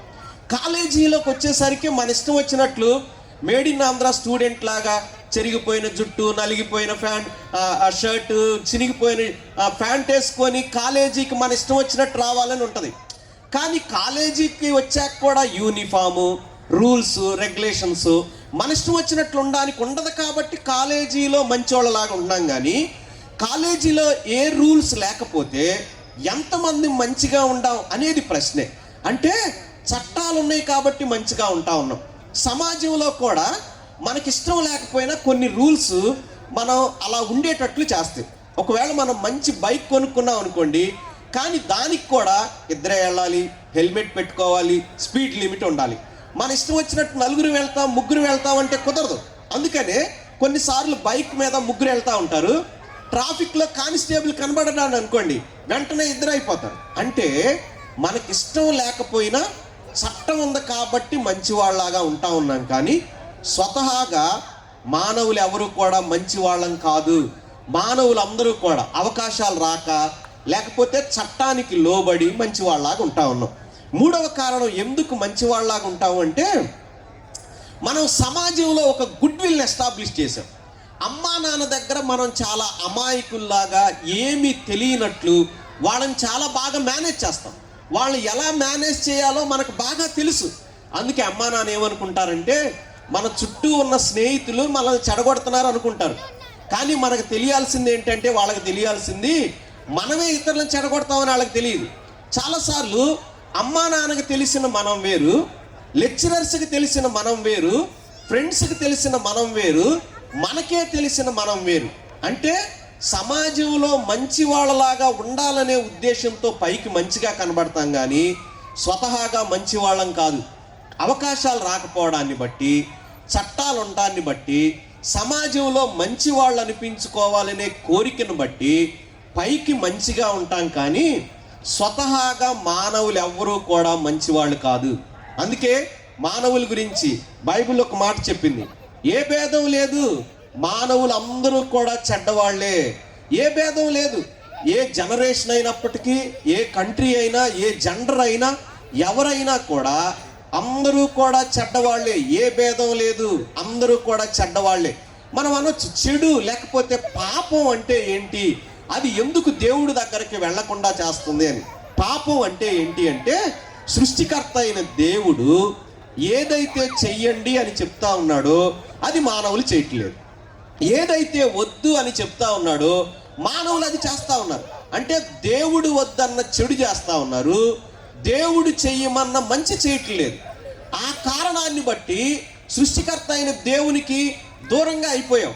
మనం దేవుడు మానవుల్ని చాలా మంచిగా చేశాడు, మంచిగా ఉండాలని దేవుడు కోరుకున్నాడు. అయితే దేవుడు చెప్పిన మంచి చేయకుండా దేవుడు వద్దన్న చెడు చేసి మానవులందరూ కూడా అలాగే జీవించడాన్ని బట్టి మానవులందరూ కూడా చెడ్డవాళ్ళు అయ్యారు. చెడు అనేది మానవ జీవితాన్ని దేవుని దగ్గరకు వెళ్లకుండా చేసి నెమ్మది లేకుండా చేసింది. చెడుకుండే మరొక స్వభావం ఏంటంటే చేసేటప్పుడు చాలా థ్రిల్గా ఉంటుంది, గాలిలో తేలిపోయినట్టు ఉంటుంది. కానీ వన్స్ దానికి అలవాటు పడిన తర్వాత ఆ అలవాటు నుండి బయటికి రాలేక చాలా కష్టపడుతూ ఉంటారు. నేను ఓసారి 3rd ఇయర్ బీటెక్ చదువుతూ ఉన్న ఒక ఇంజనీరింగ్ విద్యార్థిని వైజాగ్లో నా దగ్గరకు వస్తే మాట్లాడుతూ ఉన్నాను. ఆయన ఏం చెప్పారంటే, సార్ నేను రాజమండ్రిలో ఒక డాక్టర్ గారి కొడుకునండి. నేను చైతన్యలో ఇంటర్మీడియట్ చదివినప్పుడు మా నాన్నగారు ఇచ్చిన పాకెట్ మనీ ఎలా ఖర్చు పెట్టాలో తెలియకుండా నేను పెరిగాను. అయితే వైజాగ్ వచ్చి కాలేజీలో చదువుతున్నప్పుడు నాకు కొంతమంది ఫ్రెండ్స్ గంజాయి డ్రగ్స్ అలవాటు చేశారు. 3rd ఇయర్కి వచ్చేసరికి నా పరిస్థితి ఎలా ఉందంటే, మా నాన్న ఇచ్చిన బైక్ కూడా అమ్మేసి నేను ఈ డ్రగ్స్ కోసం వాడేశాను. ఒకవేళ డ్రగ్స్ నేను తీసుకోకపోతే ఎలా ఉంటుందంటే, నాకు అసలు ఏమీ మైండ్ పనిచేయదు, నోరంతా డ్రై అయినట్టు అనిపిస్తుంది, పిచ్చెక్కినట్లు అయిపోద్ది. అలాంటప్పుడు ఏం చేస్తానంటే, మా ఫ్రెండ్స్ కొంతమంది గంజాయి తాగేవాళ్ళు ఉన్నారు, అక్కడ అందరూ కూర్చొని తాగి పొగ పీల్చి వదిలేస్తూ ఉంటారు. నేను పాకెట్లో డబ్బులు లేనప్పుడు వాళ్ళ మధ్య కూర్చుంటాను. ఎందుకో తెలుసా, వాళ్ళు వదిలేసిన పొగ పీల్చుకొని రిలాక్స్ అవ్వదాం అనుకున్నాను, అందులో నుంచి బయటికి రావాలనుకుంటున్నాను కానీ రాలేకపోతా ఉన్నానని చెప్పాడు. ఫ్రెండ్స్, చెడు చేసేటప్పుడు చాలా సరదాగా ఉంటుంది, ఫోన్లో మాట్లాడుతున్నప్పుడు చాలా సరదాగా ఉంటుంది, ఫోన్ ఎత్తనప్పుడు టెన్షన్ స్టార్ట్ అవుతుంది. చెడు ఏదైనా కూడా అలానే ఉంటుంది. కాబట్టి చెడు మానవ జీవితంలో నెమ్మది ఆనందం లేకుండా దాన్ని బానిసత్వం లాగా వాళ్ళు చేసేస్తూ ఉన్నారు. చెడుకున్న మరొక ప్రభావం ఏంటో తెలుసా, ఈ లోకంలో చెడులో పుట్టి చెడు చేస్తూ ఈ లోకాన్ని విడిచిపెడితే మానవుడు ఈ లోకం విడిచిన తర్వాత దేవుడు లేని నిత్యమైన నరకానికి వెళ్తున్నాడు. దాన్ని ఏమన్నారంటే, it is an eternal punishment place for sinners. పాపం చేసిన మానవులు ఈ లోకంలో పాపంలోనే చనిపోతే ఈ లోకం విడిచిన తర్వాత పాపానికి నిత్యము శిక్షించబడే ఒక స్థలం ఉంది, దాన్నే నరకం, హెల్ అంటా ఉన్నారు. పాపం మానవ జీవితాన్ని ఈ లోకంలో పాడు చేయటమే కాదు, ఈ లోకాన్ని విడిచిన తర్వాత కూడా యుగాయుగాలు అగ్నిగుండంలో మాడేటట్లు చేస్తుంది. అందుకే మానవులు ఏం చేస్తూ ఉన్నారంటే, పాపాన్ని పోగొట్టుకొని పునీతులయ్యి దేవుడుండే ఆ స్వర్గానికి లేకపోతే మోక్షానికి, పరలోకానికి వెళ్ళాలని చాలా ప్రయత్నాలు చేస్తున్నారు. అయితే మానవ ప్రయత్నాల్లో చెడు పోగొట్టుకొని పునీతులు అవ్వడం అనేది సాధ్యం కావట్లేదు. అందుకే మానవ చెడు నుండి మానవుని బయటికి తీసుకొచ్చి మానవునికి పునీతమైన పవిత్రమైన జీవితాన్ని ప్రసాదించి ఈ లోకాన్ని విడిచిన తరువాత పరలోకాన్ని, మోక్షాన్ని ఇవ్వడానికే సృష్టికర్త అయిన దేవుడు, ఎవరి చేత సృష్టించబడకుండా తనంతట తానుగా ఉన్న దేవుడు, ప్రారంభము ముగింపు లేని దేవుడు, పరిశుద్ధుడైన దేవుడు మానవుల్ని వారి పాపాల నుండి విడిపించి నీతిని ఇవ్వడానికి ఆ సృష్టికర్త అయిన దేవుడే మానవ స్వరూపాన్ని ధరించుకొని 2025 సంవత్సరాల క్రితం ప్రపంచానికి మధ్యలో బెత్లెహేము అనే ఊరిలో కన్య అయిన మరియ గర్భం ద్వారా పాపం లేకుండా పరిశుద్ధుడిగా దేవుడే మానవుడిగా ఈ లోకానికి యేసుక్రీస్తు అను పేరున ఈ లోకంలోకి వచ్చారు. అందుకే ఆయన పుట్టుక ప్రపంచమంతటికీ కూడా ఆనందాన్ని ఇచ్చే వార్త. ప్రతి మానవ పాపాన్ని తీసివేయడానికే సృష్టికర్త అయిన దేవుడు నీకు నాకు లాగా ఒక సాధారణమైన రక్తమాంసాలు కలిగిన ఒక మానవునిలాగా సృష్టికర్త అయిన దేవుడు ఈ లోకంలోకి వచ్చారు. ఫ్రెండ్స్, యేసు ప్రభు మానవ చరిత్రలోకి రావడం అనేది చారిత్రాత్మకమైన సత్యం. ఇదేదో కార్టూన్ స్టోరీ కాదు, సూపర్ మ్యాన్, స్పైడర్ మ్యాన్ లాంటి ఇమాజినరీ సినిమా కాదు. మానవ చరిత్రలోకి క్రీస్తు ప్రభు రావడం అనేది చరిత్రలో జరిగిన సంఘటన. యేసు ప్రభు మానవ చరిత్రలోకి వచ్చారు కాబట్టే యేసు ప్రభువుని ఆధారం చేసుకొని చరిత్రను 2 భాగాలు చేశాం. ఒకవేళ ఆయన ఇమాజినరీ స్టోరీ అయి ఉంటే, కార్టూన్ నెట్వర్క్ స్టోరీ అయి ఉంటే యేసుక్రీస్తుని ఆధారం చేసుకొని చరిత్రను 2 భాగాలు చేసేవాళ్ళం కాదు. మానవ చరిత్రలోకి దేవుడు మానవునిగా వచ్చాడు. మానవునిగా ఆయన వచ్చి ఉంటే ఆయన ఉన్న కాలంలో ఉన్న చరిత్రకారులు ఎవరైనా ఆయన గురించి చెప్పారా, ఆయన గురించి ఏమైనా రాశారా అంటే రాశారు. క్రీస్తు శకం 117వ సంవత్సరంలో ఆసియాకి గవర్నర్గా పనిచేసిన టాసిటస్ అనే ఆయన యేసుక్రీస్తు యొక్క జీవితం, ఆయన శిష్యులు, ఆయన మరణం గురించి రాశాడు. ఈయన క్రైస్తవుడు కాదు, చరిత్రకారుడు. క్రీస్తు శకం 37వ సంవత్సరంలో ఫ్లేవియస్ జోసఫస్ అనే ఆయన రాసిన 2 పుస్తకాలైన antiquities of the Jews, Jewish wars అనే పుస్తకాల్లో యేసుక్రీస్తు గురించి రాశారు. ఈయన కూడా క్రైస్తవుడు కాదు, ఈయన కూడా చరిత్రకారులు. యేసుక్రీస్తు ప్రభు ఉన్నప్పుడున్న చరిత్రకారులు యేసుక్రీస్తు గురించి రాశారు. అంతేకాదు, కొత్తగా వచ్చిన ఎన్సైక్లోపీడియా బ్రిటానికాలో యేసుక్రీస్తుని గురించి వర్ణించడానికి 20,000 వర్డ్స్ వాడారు. ఎవరి గురించి వర్ణించడానికి కానీ, వేటిని గురించి వర్ణించడానికి కానీ అన్ని పదాలు వాడలేదు. యేసుక్రీస్తుని గురించి వర్ణించడానికి మాత్రమే 20,000 పదాలు వాడారు. మానవ చరిత్రలో ఆయన ఉన్నాడు కాబట్టే యేసుక్రీస్తుని గురించి అన్ని విషయాలు అందులో రాయాల్సి వచ్చింది. యేసు ప్రభు మానవ చరిత్రలోకి వచ్చారు. ఈ లోకంలో ఆయన వచ్చేటప్పుడు ముందుగా చెప్పాడా? ఒకవేళ ముఖ్యమంత్రి గారు విజయనగరం వస్తున్నారనుకోండి, ముందుగా ఇన్ఫర్మేషన్ ఉంటుంది, చాలా ప్రణాళిక ఉంటుంది, పకడ్బందీగా దాన్ని ఇంప్లిమెంట్ చేస్తారు. ఒకవేళ యేసు ప్రభు కూడా ఈ లోకంలోకి వస్తే చెప్పొచ్చారా అంటే, యేసుక్రీస్తు ప్రభు ఈ లోకంలోకి రావడానికి ముందే 700 సంవత్సరాలకు ముందే ఈ లోకంలోకి కన్య అయిన మరియ గర్భం ద్వారా వస్తానని 300 సార్లు చెప్పబడింది. చెప్పబడిన విషయాలు తూచా తప్పకుండా ఆయన నెరవేర్చాడు. పక్కాగా ఆయన ప్రణాళిక అంతా కూడా ఇంప్లిమెంట్ చేయడానికి ఆయన ఈ లోకంలోకి వచ్చాడు. ఆయన మానవ చరిత్రలోకి వచ్చారు. పాపం లేకుండా జన్మతః ఈ లోకంలోకి వచ్చారు. అందుకే ఆయన పుట్టినప్పుడు దూతలు ఆయన గురించి చెప్పిన మాట ఏంటో తెలుసా? పుట్టబోయే శిశువు పరిశుద్ధుడై ఉంటాడు. జన్మతః పాపం లేకుండా పరిశుద్ధుడిగా యేసుక్రీస్తు ప్రభు ఈ లోకంలోకి వచ్చారు. అంతేకాదు, 33.5 సంవత్సరాలు ఈ లోకంలో పరిశుద్ధంగా జీవించాడు, పాపం లేకుండా జీవించాడు. ఆయన ఎక్కడ పుట్టారో, ఎక్కడ పెరిగాడో ఆ ప్రజల మధ్య నిల్చొని, నాలో పాపం ఉంటే మీలో ఎవరైనా చెప్పొచ్చు అంటే, ఒక్కళ్ళు కూడా యేసుక్రీస్తు ప్రభు వారు పాపం ఉందని నిరూపించలేకపోయారు. అప్పటికీ ప్రశ్నే, ఇప్పటికీ ప్రశ్నే, భవిష్యత్తుకి కూడా అది ప్రశ్నే. ఎందుకంటే ఆయన జీవితంలో పాపం లేదు, పవిత్రంగా ఈ లోకంలో యేసుక్రీస్తు ప్రభు జీవించారు. అంతేకాదు, దేవుడే మానవుడిగా వస్తే ఈ లోకంలో దేవుడు అని చెప్పడానికి ఏమైనా చేశాడా? ఆయన చేశాడు. 5 రొట్టెలు 2 చేపలు అంటే గట్టిగా ఒక మనిషికి ఒక బ్రేక్ఫాస్ట్కి సరిపోయే ఆహారాన్ని తీసుకొని 5,000 మంది తినేటట్లు చేశాడు. ఎలా సాధ్యం అంటే, ఆయన సృష్టికర్త కాబట్టి లేనివి ఉన్నట్టు చేయడం ఆయనకేమీ అసాధ్యమైన విషయం కాదు. ఆయన సృష్టికర్త, చేయగలిగాడు. ఒకప్పుడు సముద్రం మీద ఆయన ప్రయాణం చేస్తూ ఉన్నాడు. పెద్ద గాలి తుఫాను వచ్చింది. అప్పుడు యేసుక్రీస్తు, గాలి ఆగిపో, తుఫాను, సముద్రమా నిమ్మళంగా ఉండి అన్నాడు. కామ్ అయిపోయింది. ఎందుకు అంటే, is the creator of the universe. ఆయన జగత్తును, అందరి సమస్తాన్ని సృష్టించిన, విశ్వాన్నంతటినీ సృష్టించిన సృష్టికర్త అయిన దేవుడు సృష్టిని కంట్రోల్ చేయగలిగాడు. ఆయన ఈ లోకంలో ఉన్నప్పుడు ఒక ఆయన చనిపోయాడు, 3 రోజులు అయిపోయింది, సమాధి చేశారు. యేసుక్రీస్తు వచ్చి ఆయన సమాధిలో ఉన్న వ్యక్తిని బయటికి రమ్మంటే ఆయన బయటకు వచ్చాడు. చనిపోయిన వాళ్ళని తిరిగి లేపాడు. ఆయన చనిపోయి కూడా తిరిగి లేచాడు. ఎలా సాధ్యము అంటే, is the source of life. మానవ జీవితాలకి జీవాన్ని ఇచ్చింది ఆయనే కాబట్టి చనిపోయిన వాళ్ళని తిరిగి లేపాడు. ఆయన చనిపోయి కూడా తిరిగి లేచాడు. ఆయన జీవితంలో ఆయన చేసిన బోధలు ప్రపంచాన్ని ప్రభావితం చేసినాయి. Nelson Mandela, Abraham Lincoln, Mahatma Gandhi వారి దేశాల్లో స్వాతంత్రం తేవడానికి అహింసా సిద్ధాంతాన్ని యేసుక్రీస్తు ప్రభు బోధించిన బోధల్లో నుంచి వాళ్ళు తీసుకున్నారు.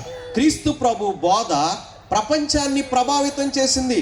ఈ లోకంలో ఆయన 33.5 సంవత్సరాలు ఉన్నప్పుడు కొంతమంది ఆయనకి వ్యతిరేకంగా చంపాలి అని ఆయన్ని అరెస్ట్ చేసి పిలాతు అనబడే జడ్జి దగ్గరకు తీసుకొచ్చారు. ఆయన ఆ కేసంతటిని పరిశీలన చేసి ఏమన్నాడంటే, ఈయన యందు నాకు ఏ దోషం కనబట్టలేదు, తప్పు లేదు అన్నాడు. కానీ వాళ్ళు ఆయన మీద ఒత్తిడి తెచ్చారు ఆయన్ని చంపాలి అని. అప్పుడు ఆయన చేతులు నీళ్లతో కడుక్కొని ఇలా చెప్పాడు, ఈ నిరపరాధి రక్తంతో నాకు ఎలాంటి సంబంధం లేదు, ఈయన యందు దోషం లేదు, మీరు తీసుకెళ్లి సిలువ వేసి చంపండి అని ఇచ్చాడు. వాళ్ళు తీసుకొని వెళ్ళి యేసుక్రీస్తు ప్రభువుని 39 కొరడా దెబ్బలు కొట్టారు. కొరడాలు ఎలా ఉండేవి అంటే పెద్ద పెద్ద తాళ్ళు ఉండేవి. చివరిలో సీసపు ముక్కలు ఇనుప ముక్కల్ని హుక్స్ లాగా పెట్టి కొట్టేవాళ్ళు. కొట్టి లాగుతున్నప్పుడు శరీరం చీల్చబడేది. ఆయన గురించి రాయబడిన మాట ఏంటంటే, ఆయన శరీరము నాగటి చాళ్ళ వలె దున్నబడింది. ఒక మాంసపు ముద్దలాగా కొట్టారు. 39 కొరడా దెబ్బలు. ముళ్ళ కిరీటాన్ని తల మీద పెట్టారు. అడ్డు కొయ్యి, నిలువు కొయ్యి, సిలువ అనేవాళ్ళు దాన్ని భుజాన పెట్టి ఆయన్ని మొయ్యాలని కొరడాలతో కొట్టారు. మనం అనొచ్చు, మనల్ని ఏదో ఉద్ధరించడానికి వచ్చి ఇలా చనిపోతున్నాడు ఏంటి చేత కాకుండా అని. ఆయన చేతగాక చనిపోలేదు. ఆయన ఏం చెప్పాడంటే, మానవ పాపం కోసం రక్తం చిందించబడాలి, నేనే వాలంటరీగా నా ప్రాణాన్ని ఇస్తాను, మళ్ళీ నా ప్రాణాన్ని తీసుకొని తిరిగి లెగుస్తాను. అవును, మానవులందరూ కూడా చెడు చేశారు. చెడిపోవాలంటే మానవుల పక్షాన ఎవరో ఒకరు పెనాల్టీ చెల్లించాలి. అందుకే మానవ పక్షాన పెనాల్టీ చెల్లించడానికి పరిశుద్ధమైన రక్తం చిందించడం అవసరం. ఏదో కోడెల రక్తం వల్ల, గొర్రెల రక్తం వల్ల మానవులకి పాప క్షమాపణ జరగదు. రక్తమాంసాలు కలిగిన మానవులు పాపం చేశారు కాబట్టి మానవ పాపం క్షమించబడాలంటే పరిశుద్ధమైన వ్యక్తి మానవులకు ప్రతినిధిగా, మానవులకి సబ్స్టిట్యూట్గా, మానవులకి రీప్లేస్లో, మానవుని స్థానంలో ఆయన బలి అర్పించాలి.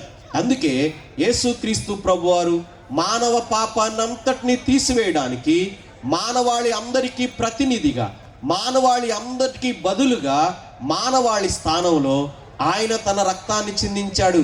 యేసు రక్తం ప్రతి పాపము నుండి మానవుల్ని పవిత్రపరుస్తూ ఉంది. యేసు రక్తం పాపం ఏదైతే బానిసత్వంలో, ఎడిక్షన్స్లో ఉన్నారో అలాంటి వాటన్నిటి నుండి కూడా యేసు రక్తం మానవులకు విడుదల అనుగ్రహిస్తూ ఉంది. అందుకే ఆయన్ని తీసుకొని వెళ్ళి సిలువ మీద పండుకోబెట్టి కాళ్ళల్లో చేతుల్లో మేకులు కొట్టారు. చనిపోయే వరకు వేలాడదీశారు. చనిపోయాడా లేదా అని నిర్ధారించడానికి ప్రక్కలో బళ్ళెం పొడిచారు. నీరు రక్తం వేరువేరుగా వచ్చింది. ఆయన చనిపోయాడని నిర్ధారించుకున్నారు. ఎందుకంటే మన గుండెని ఆనుకొని ఒక సంచి లాంటిది ఉంటుంది, దాన్ని పెరికార్డియం అంటారు. గుండె కొట్టుకుంటున్నంతసేపు పెరికార్డియంలో ఉన్న రక్తం మామూలుగా ఉంటుంది. గుండె కొట్టుకోవడం ఆగిపోతే, అంటే మానవులు చనిపోతే పెరికార్డియంలో ఉన్న రక్తం గడ్డ కట్టి నీరు వేరైపోద్ది. ఎప్పుడైతే యేసుక్రీస్తు చనిపోయాడా లేదా అని నిర్ధారించడానికి సైనికులు సైడ్ రిబ్స్లో నుంచి పొడిచారో ఆ బళ్ళెము ఆ పెరికార్డియంని చీల్చి బయటికి రావడాన్ని బట్టి ఆయన చనిపోయాడని నిర్ధారించుకున్న తరువాత శవాన్ని క్రిందకు దించి సుగంధ ద్రవ్యాలు పూసి ఒక తెల్లని వస్త్రాన్ని చుట్టి తీసుకొని వెళ్ళి సమాధిలో పెట్టారు. ఆ సమాధిలో ఒక గుహలాగా ఉండేది. అందులో పెట్టి ఒక పెద్ద రాయిని పెట్టి జడ్జి గారికి చెప్పాడు. ఈయన బ్రతుకున్నప్పుడు ఈయన వీళ్ళ ఫాలోవర్స్కి, శిష్యులకి ఏం చెప్పాడంటే, చనిపోయి 3వ దినం తిరిగి లెగుస్తానని చెప్పాడు. ఇప్పుడు వాళ్ళ శిష్యులు వచ్చి ఈ శవాన్ని ఎత్తుకొని వెళ్ళిపోయి యేసుక్రీస్తు ప్రభు తిరిగి లేచాడని ప్రాపగండా చేస్తారు. కాబట్టి సైనికుల్ని కాపలాగా ఇవ్వండి సమాధికి అన్నారు. వాళ్ళు అడిగినట్లే సైనికుల్ని కాపలాగా ఉంచారు. సైనికులు కాపలా కాస్తా ఉన్నప్పుడు యేసుక్రీస్తు ప్రభు తాను చెప్పినట్లే సజీవుడిగా, మళ్ళీ జీవంతో పునరుద్ధానుడిగా తిరిగి లేచారు. అనేకులకు కనబడ్డాడు. యేసుక్రీస్తు ప్రభువును పెట్టిన సమాధి యెరూషలేములో ఇప్పటికీ కూడా ఖాళీగా ఉంది. అనేకులు వెళ్ళి చూసొస్తా ఉన్నారు. 1930వ సంవత్సరంలో లండన్కి చెందిన ఫ్రాంక్ మోరిసన్ అనే ఒక న్యాయవాది అన్నాడు, ఇది క్రైస్తవులు కల్పించిన స్టోరీ, నేను దీన్ని డిస్ప్రూవ్ చేస్తాను అని 40 years దాని మీద రీసెర్చ్ చేశాడు. ఎందుకు? యేసుక్రీస్తు తిరిగి లెగవలేదని ప్రపంచానికి చెప్పాలని. 40 సంవత్సరాల తన పరిశోధన తర్వాత ఆయన ఒక గ్రంథాన్ని రాశాడు. ఆ గ్రంథానికి ఏం టైటిల్ ఇచ్చాడంటే, హూ మూవ్డ్ ద స్టోన్, ఎవరు ఆ రాతిని కదిలించారు అనే టైటిల్తో ఒక పుస్తకాన్ని రాశాడు. మొదటి చాప్టర్లో ఆయన ఏమనుకుంటున్నాడో రాశాడు. ఆ తరువాత తన పరిశోధనలో తనకు వచ్చిన వాటన్నిటిని, ఆ ఇన్ఫర్మేషన్ని, ఇమేజెస్ని అన్నిటినీ కూడా క్రోడీకరించి ఏం కంక్లూడ్ చేశాడంటే, యేసుక్రీస్తు చనిపోయి తిరిగి లెగవడం సత్యం అని కంక్లూడ్ చేశాడు. Who moved the stone by Frank అనేది మీరు కనుక గూగుల్లో చూస్తే, ఇప్పుడు కూడా అమెజాన్లో ఆ బుక్ అవైలబుల్గా ఉంది. యేసుక్రీస్తు చనిపోయి తిరిగి సజీవుడిగా లెగవడం అనేది సత్యం. ఆయన ఆ లెగిచి చాలామందికి కనబడ్డాడు, తన శిష్యులకు కూడా కనబడ్డాడు. శిష్యులకు కనబడ్డప్పుడు ఒక ఆయన లేడు, ఆయన పేరు తోమ. ఆ తోమ వచ్చిన తర్వాత మిగిలిన శిష్యులు చెప్పారు, మన గురువు గారు లేచాడు, మేమందరం చూసామంటే ఆయన అన్నాడు, నేను మీ టైపు కాదు, యేసుక్రీస్తు ప్రభు తిరిగి లేచాడని నేను నమ్మాలంటే ఆయన కాళ్ళల్లో చేతుల్లో మేకులు కొట్టారే, వేళ్ళు పెట్టి చూస్తాను. ప్రక్కలో బళ్ళిం పొడిచారే, చెయ్యి పెట్టి చూస్తాను, అప్పుడే నమ్ముతాను అని ఆయన అన్నాడు. ఆయన అలా అన్నప్పుడు యేసుక్రీస్తు ఆయన దగ్గరకు వచ్చాడు, ఆయన కనబరుచుకున్నాడు. తోమా రా, వచ్చి చూడు, కాళ్ళల్లో చేతుల్లో వేళ్ళు పెడతానన్నావు కదా, ప్రక్కలో చేయి పెట్టి చూస్తానన్నావు కదా, రా నేను తిరిగి లేచాను చూడు అన్నాడు. చూశాడు. తాకి చూసిన తోమ యేసుక్రీస్తు శిష్యుడు క్రీస్తు శకం 53వ సంవత్సరంలో భారతదేశానికి వచ్చాడు. భారతదేశంలో ఉన్న మన ప్రజలకు చెప్పాడు, మానవ పాపాన్ని తీసివేయడానికి దేవుడే మానవుడిగా వచ్చాడు, పరిశుద్ధమైన రక్తాన్ని చిందించాడు, సమాధి చేయబడ్డాడు, తిరిగి లేచాడు, నేను చూశాను, రండి ఆయన దగ్గర పాప క్షమాపణ ఉంటుందన్నారు. అనేకులు ఆయన దగ్గరకు వచ్చారు, పాప క్షమాపణ పొందారు. ఆ విధంగా ఆయన చెప్తా ఉన్నప్పుడు ఆయన కొంతమంది చంపారు. సెయింట్ థామస్ సమాధి ఇప్పటికీ కూడా చెన్నైలో ఉంది. ఎందుకు ఈ విషయాలు చెప్తా ఉన్నానంటే, చాలామంది మన స్నేహితులు అంటారు, సార్ ఇది అమెరికా వాళ్ళ దేవుడు సార్, బ్రిటిష్ వాళ్ళు తెచ్చిన మతం సార్ అని. అలా అనే వాళ్ళకి మీరు 2 ప్రశ్నలు వేయాలి. మొదటిది, క్రీస్తు శకం 53వ సంవత్సరంలో తోమా భారతదేశంకి వచ్చాడని ట్రెడిషన్ చెప్తుంది కదా. తోమా భారతదేశానికి 53వ సంవత్సరంలో వచ్చినప్పుడు ప్రపంచ పటంలో అమెరికా ఎక్కడుంది అని అడగాలి.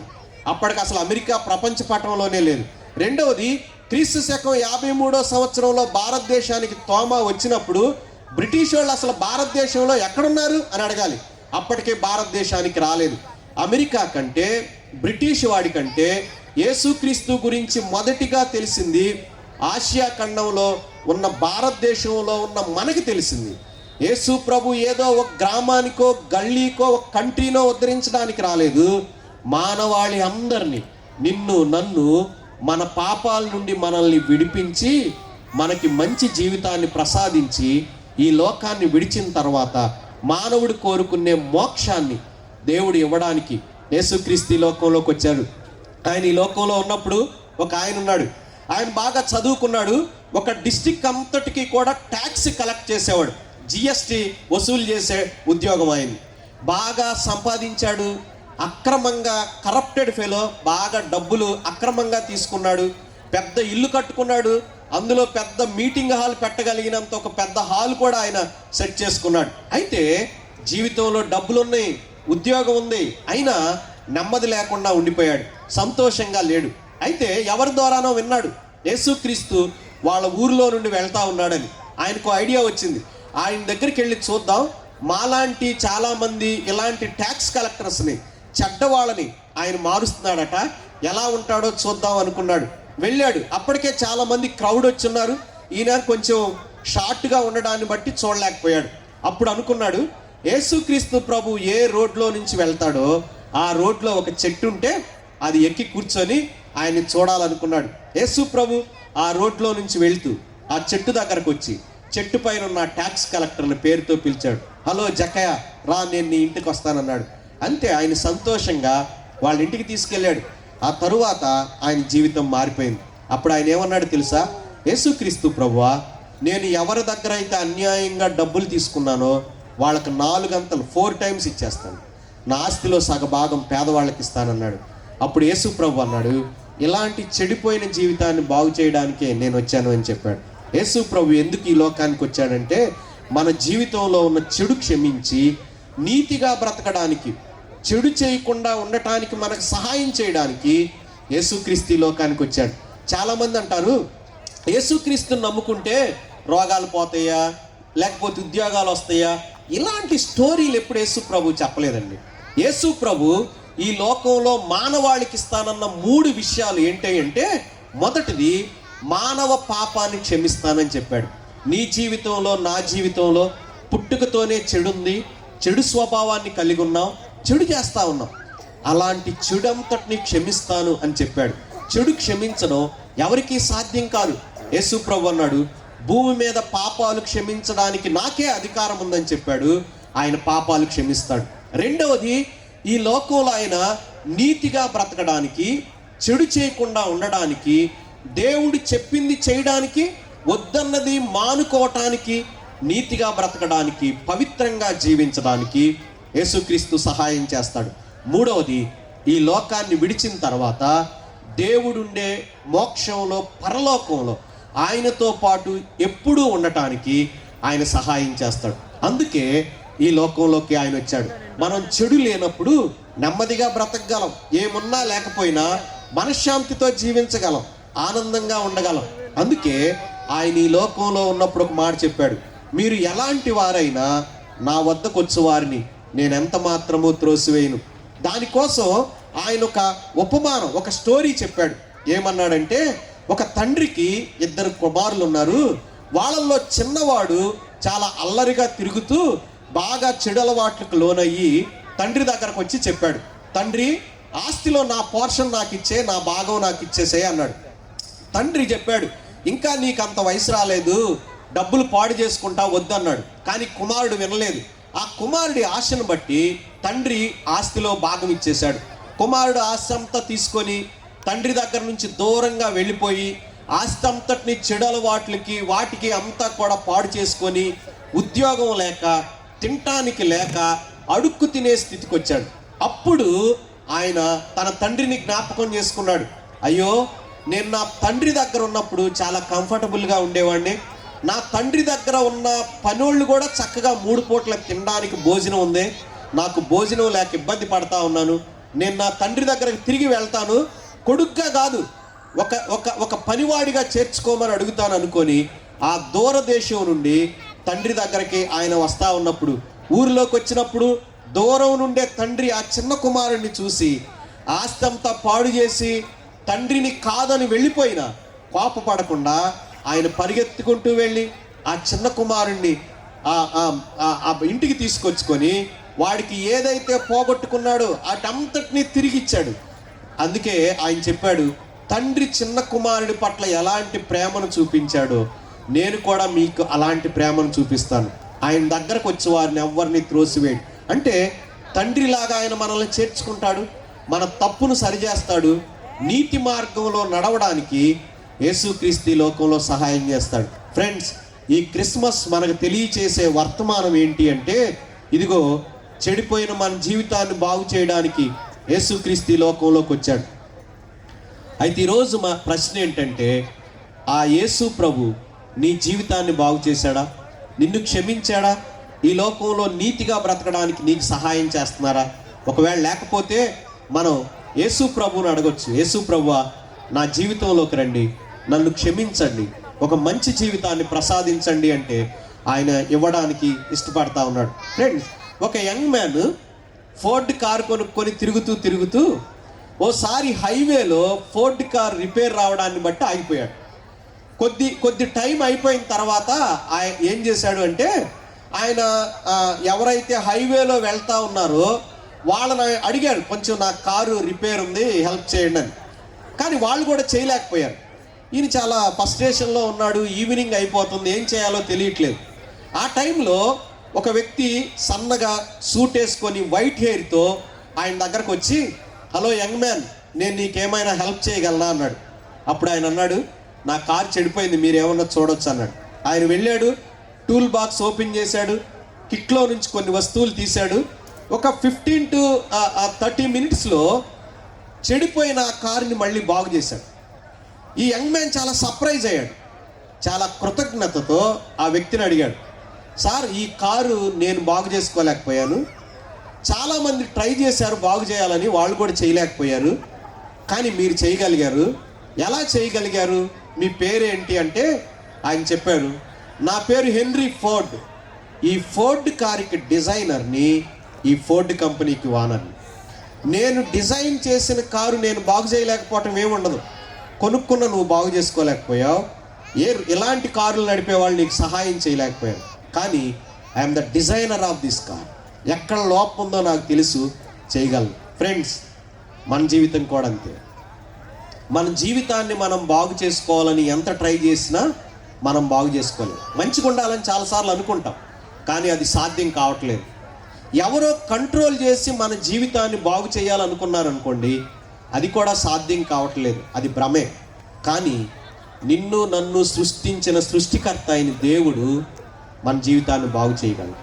అందుకే ఈ క్రిస్మస్లో మహా సంతోషకరమైన జాయ్ఫుల్ న్యూస్ ఏంటి నీకు అంటే, నీ జీవితంలో చెడు క్షమించి మంచి జీవితాన్ని ప్రసాదించి పవిత్ర జీవితాన్ని ప్రసాదించి మోక్షాన్ని పరలోకాన్ని ఇచ్చే దేవుడు యేసు ప్రభు.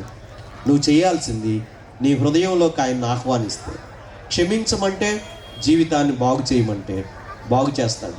అలాంటి నిజమైన సంతోషం, ఆనందం నీ జీవితంలో కలిగి పవిత్రంగా బ్రతికి ఈ లోకంలో నెమ్మదిగా జీవించడానికి ఆ యేసు ప్రభు సహాయం చేస్తాడు.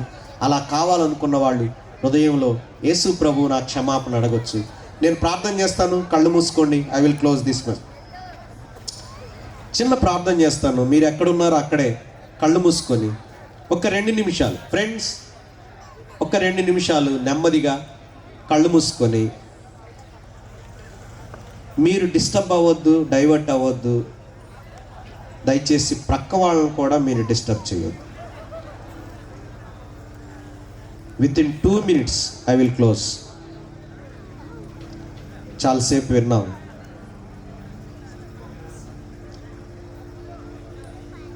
మన జీవితాన్ని బాగు చేయడానికి సృష్టికర్త అయిన దేవుడు ఈ లోకంలోకి వచ్చాడు. చాలాసార్లు మనకు మంచిగా ఉండాలనే కోరిక ఉంటుంది, కానీ మంచిగా ఉండలేకపోతున్నాం. ఎవరో మనల్ని బాగు చేయాలని ప్రయత్నం చేస్తున్నారు, వాళ్ళు కూడా బాగు చేయలేరు. ఈరోజు ఆనందకరమైన వర్తమానం ఏంటి అంటే, యేసు ప్రభు మన జీవితాన్ని బాగు చేస్తాడు, మన పాపాన్ని క్షమిస్తాడు, మన చెడు అలవాట్ల నుంచి బయటికి తీసుకొచ్చి ఈ లోకంలో నీతిగా పవిత్రంగా బ్రతకడానికి యేసు ప్రభు సహాయం చేస్తాడు. చెడులోనే జీవించి చెడుతోనే నీ లైఫ్ను పాడు చేసుకొని వెళ్ళిపోతావా? క్షమించే యేసు ప్రభు దగ్గరకు వచ్చి క్షమాపణ పొందుకొని ఈ లోకంలో హుందాగా నీతిగా బ్రతికి ఈ లోకాన్ని విడిచినాక పరలోకానికి వెళ్తావా? యేసు ప్రభు వచ్చింది అందుకే ఆయన పుట్టుకని ప్రపంచం అంతా జరుపుకుంటుంది. ఎందుకంటే మానవాళి అందరికీ కూడా అది ఆనందకరమైన వర్తమానమే. ఫ్రెండ్స్,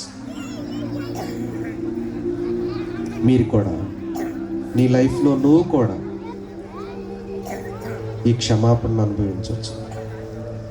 ఆయన వద్దకు వచ్చి వారిని ఎవరిని ఆయన త్రోసివేయడు. యేసు ప్రభువా, నా జీవితాన్ని క్షమించి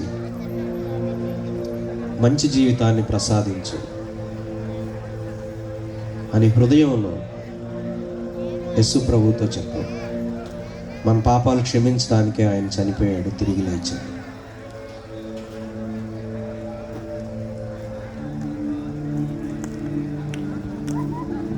ఎవరికి వినబడాల్సిన పని లేదు. నెమ్మదిగా నీ హృదయంలోనే క్షమించమని, జీవితాన్ని బాగు చేయమని,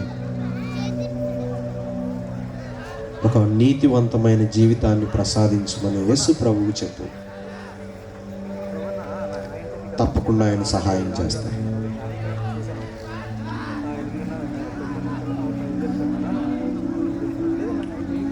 ఒకవేళ మీరు హృదయంలో క్షమాపణ, మంచి జీవితం కోసం యేసు ప్రభువుని అడిగితే నేను కూడా మీకోసం ప్రార్థన చేసి ముగిస్తాను. బ్రదర్, నా కోసం కూడా ప్రార్థన చేయండి. నాకు కూడా ఆ క్షమాపణ, ఆ నీతివంతమైన జీవితం ఈ లోకంలో కావాలని నేను కూడా యేసు ప్రభువుని కోరుకుంటున్నాను, నా కోసం ప్రార్థన చేయండి అన్నవాళ్ళు ఉంటే ఒక్కసారి మీ రైట్ హ్యాండ్ ఎత్తి చూపించండి. నేను మీకోసం ప్రార్థన చేసి ముగిస్తాను. ఎవరైతే క్షమించమని అడిగి పవిత్రంగా ఈ లోకంలో జీవించాలని యేసు ప్రభువుని అడుగుతున్నారో అలాంటి వాళ్ళు జస్ట్ మీ రైట్ హ్యాండ్ ఎత్తి చూపించండి. మీకోసం నేను ప్రార్థన చేసి ముగిస్తాను.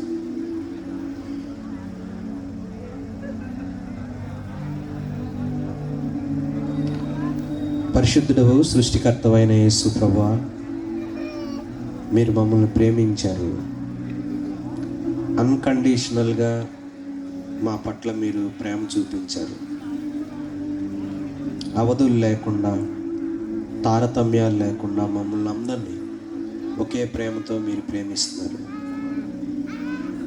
You are the creator, you are our father. తండ్రి, మేము మీరు చెయ్యమన్నది చేయలేదు, వద్దన్నది చేసి మా జీవితం మా ఇష్టం అన్నట్లు పాడు చేసుకున్నాం. దయచేసి మమ్మల్ని క్షమించండి. యేసు రక్తం ప్రతి పాపం నుండి మమ్మల్ని పవిత్రపరుస్తుందని విన్నాం. పవిత్రపరచండి. ఈ లోకంలో నీతిగా బ్రతకడానికి సహాయం చేయండి. ఎవరైతే అలాంటి నీతికరమైన జీవితం కావాలని వారి చేతులు ఎత్తి చూపిస్తున్నారో వారు మీ క్షమాపణ ఎక్స్పీరియన్స్ చేయడానికి, ఈ లోకంలో పవిత్రంగా జీవించడానికి, ఈ లోకాన్ని విడిచిన తర్వాత మీతో పరలోకంలో ఉంటామనే నిశ్చయత కలిగి జీవించడానికి బిడ్డలకు సహాయం చేయమని, నిజమైన ఆనందం, మనశ్శాంతి జీవితంలో కలిగి హుందాగా పవిత్రంగా బ్రతికే జీవితాన్ని బిడ్డలకు మీరు అనుగ్రహించమని, ఎవరైతే నిర్లక్ష్యంగా ఉన్నారు, డైలమాలో ఉన్నారు, వాళ్ళ కోసం కూడా ప్రార్థన చేస్తున్నాం. వాళ్ళు కూడా తమ జీవితాన్ని మార్చుకోవడంలో మీరు సహాయం చేయమని, మా ప్రార్థన ఆలకించి మమ్మల్ని క్షమించి అంగీకరించారని నమ్మి మీకు థ్యాంక్స్ తెలియజేస్తున్నాం. యేసు నామములో ప్రార్థిస్తున్నాం తండ్రి. ఆమేన్, ఆమేన్. Thank you. May God bless you all.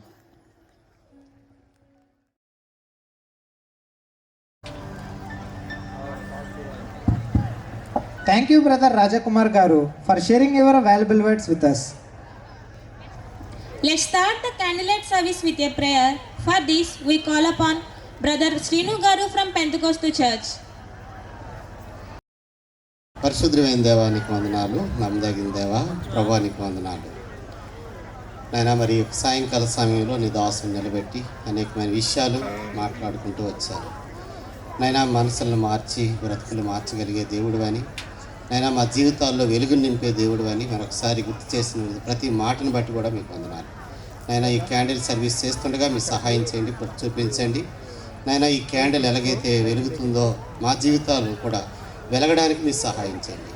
నైనా, మరి జీవమును వెలుగును కలిగిన దేవుడు కాబట్టి మా బ్రతుకుల్లో వెలుగు నింపమని సహాయం చేయమని, వచ్చిన ప్రతి బిడ్డను కూడా మీరు జ్ఞాపకం చేసుకోమని సహాయం చేయమని, మీ మెండైన దీవెనల నుంచి నడిపించమని, ప్రతి మాట నీ మాటగా పలికినందుకు నేను స్తుతిస్తూ ఆరాధిస్తూ యేసయ్య నామములో అడిగి వేడుకొంచున్నాం తండ్రి. ఆమేన్, ఆమేన్.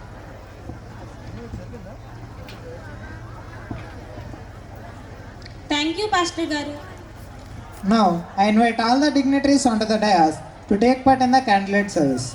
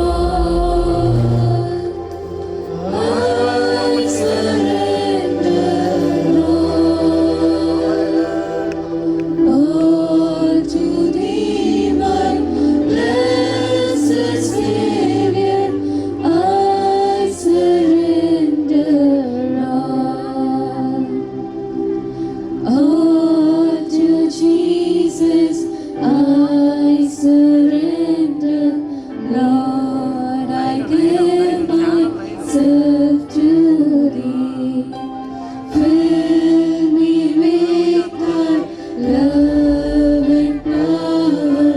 Let thy blessings fall on me. I surrender all. I surrender all to thee, my blessed Savior. I surrender all to Jesus. I surrender. Now I feel the sacred flame. Oh, the joy of full salvation. Glory, glory to His name. I surrender all. I surrender all to thee, my blessed Savior. I surrender all.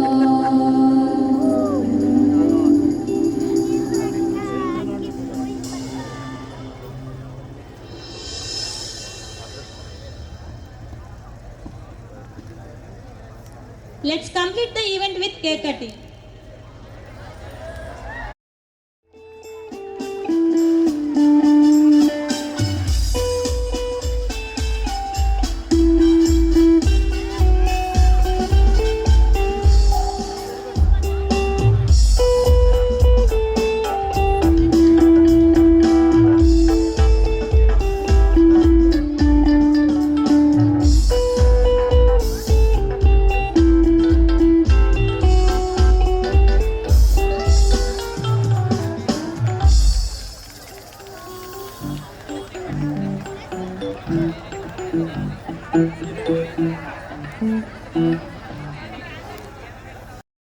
Declare the lucky dip winners.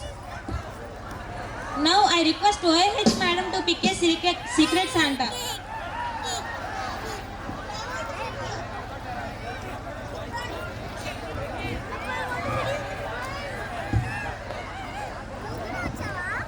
Congratulations, Secret Santa. V. Uday Kiran from Mechanical, 3rd year.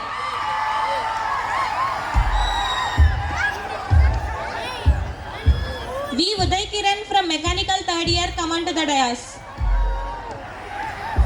Secret angel. Now I request Shivaram sir to pick a secret angel.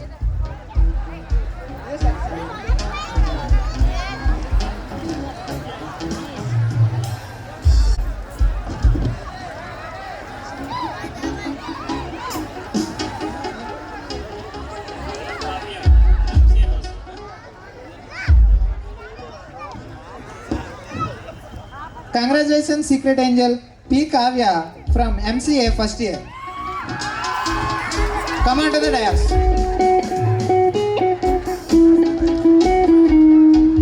Rajakumar garu to present a gift to our Secret Angel.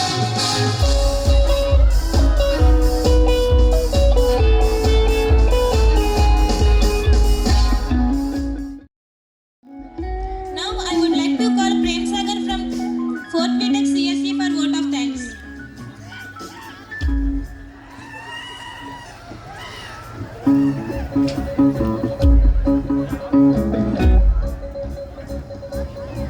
A very pleasant evening to everyone present here. First and foremost, all glory, honor, and praise be to our Lord and Savior Jesus Christ, whose love, grace, and faithfulness have brought us together on this blessed occasion. We thank Him for the joy, peace, and unity we experienced today through Feliz Navidad 2K25. I am J. Prem Sagar from 4th year BTech, and I sincerely hope each one of you have enjoyed today's celebrations. Amongst many complications and many hardships, through all of your support, it has been possible till now. Christmas is not just a festival, it is a reminder of God's immeasurable love for mankind revealed through the birth of Jesus Christ. And also, I would like to express my sincere gratitude to our respected faculty members and our respected principal sir and all dignitaries who gathered here for their support, encouragement and gracious presence, which made this event truly meaningful. A heartfelt thank you to all the pastors, believers and my dear junior brothers and sisters who joined us and added spiritual warmth and joy to the celebrations. A special appreciation goes to the music team and the sound department, the light department, camera team, the lighting department and everyone who worked tirelessly behind the scenes. And I believe this event is the perfect reflection of faith, support and unity. Your dedication, commitment played a vital role in making this event a success. Above all, I would like to acknowledge the final year students who has devoted their true strength and true support to the event. They made the true backbone of this grand event. Your unity, perseverance and selfless service have transformed this vision into a beautiful reality. Even though we got this place, many of the students from 4th year has been a constant support in maintaining the security and the peace and the safe and the warmness we experienced here today. Once again, thank you all. Let us continue to reflect the love of Christ in our lives and spread His light through love, joy and gratitude. Wishing you all a blessed and joyful Christmas. Thank you. Merry Christmas.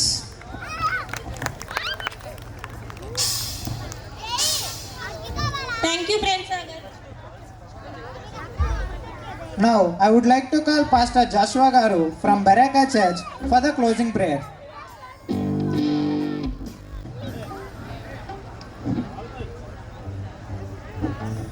ప్రార్థన.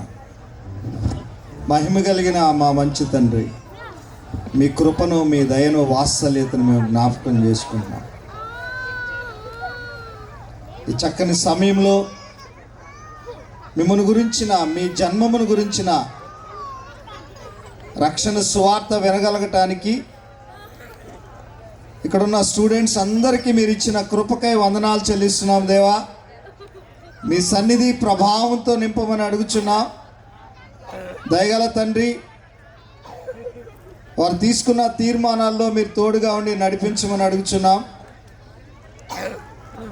విన్న మాటలు వారి హృదయాల్లో ఫలించులాగిన సహాయం చేయండి. వ్యతిరేకంగా ఉన్న ప్రతి ప్రభావాన్ని మీ కృప ద్వారా వారి హృదయాల్లో ఉన్న ఆందోళన తొలగించి నెమ్మదితో, శాంతితో, సమాధానంతో నింపండి ప్రభువా. ఈ కార్యక్రమం కొరకు ప్రయాసపడిన ప్రతి ఒక్కరిని మీరు ఆశీర్వదించండి నాయన. ప్రతిఫలం అనుగ్రహించండి. ప్రభువునందు మీ ప్రయాసము వ్యర్థము కాదని అన్న మాటను బట్టి ప్రభువా, ఈ ప్రయాసమంతా రానున్న దినాల్లో ప్రతి ఒక్కరికి ఆశీర్వాదకరంగా చేయమని అడుగుచున్నాను తండ్రి. మీకు స్తోత్రాలు. అనేక మంది యవన బిడ్డలు వారి జీవితాల్లో వర్ధిల్లటానికి, మేలు పొందుకోవటానికి, భయము ఆందోళన పోవటానికి, నిరాశ పోవటానికి, మీ మీద ఆధారపడి మీ కృపను పొందుకోవటానికి సహాయం చేయమని, మమ్మల్ని అందరినీ రాత్రికాలం దీవించమని, మీ సన్నిధిలో ప్రార్థించిన ప్రతి ఒక్కరిని ఆశీర్వదించమని, ఇంకా అనేకులకి రక్షణ భాగ్యము, రక్షణ ఆనందం అనుగ్రహించమని, దీవించమని యేసు క్రీస్తు వారి దివ్యనామమును అడుగుచున్నాము తండ్రి. ఆమేన్.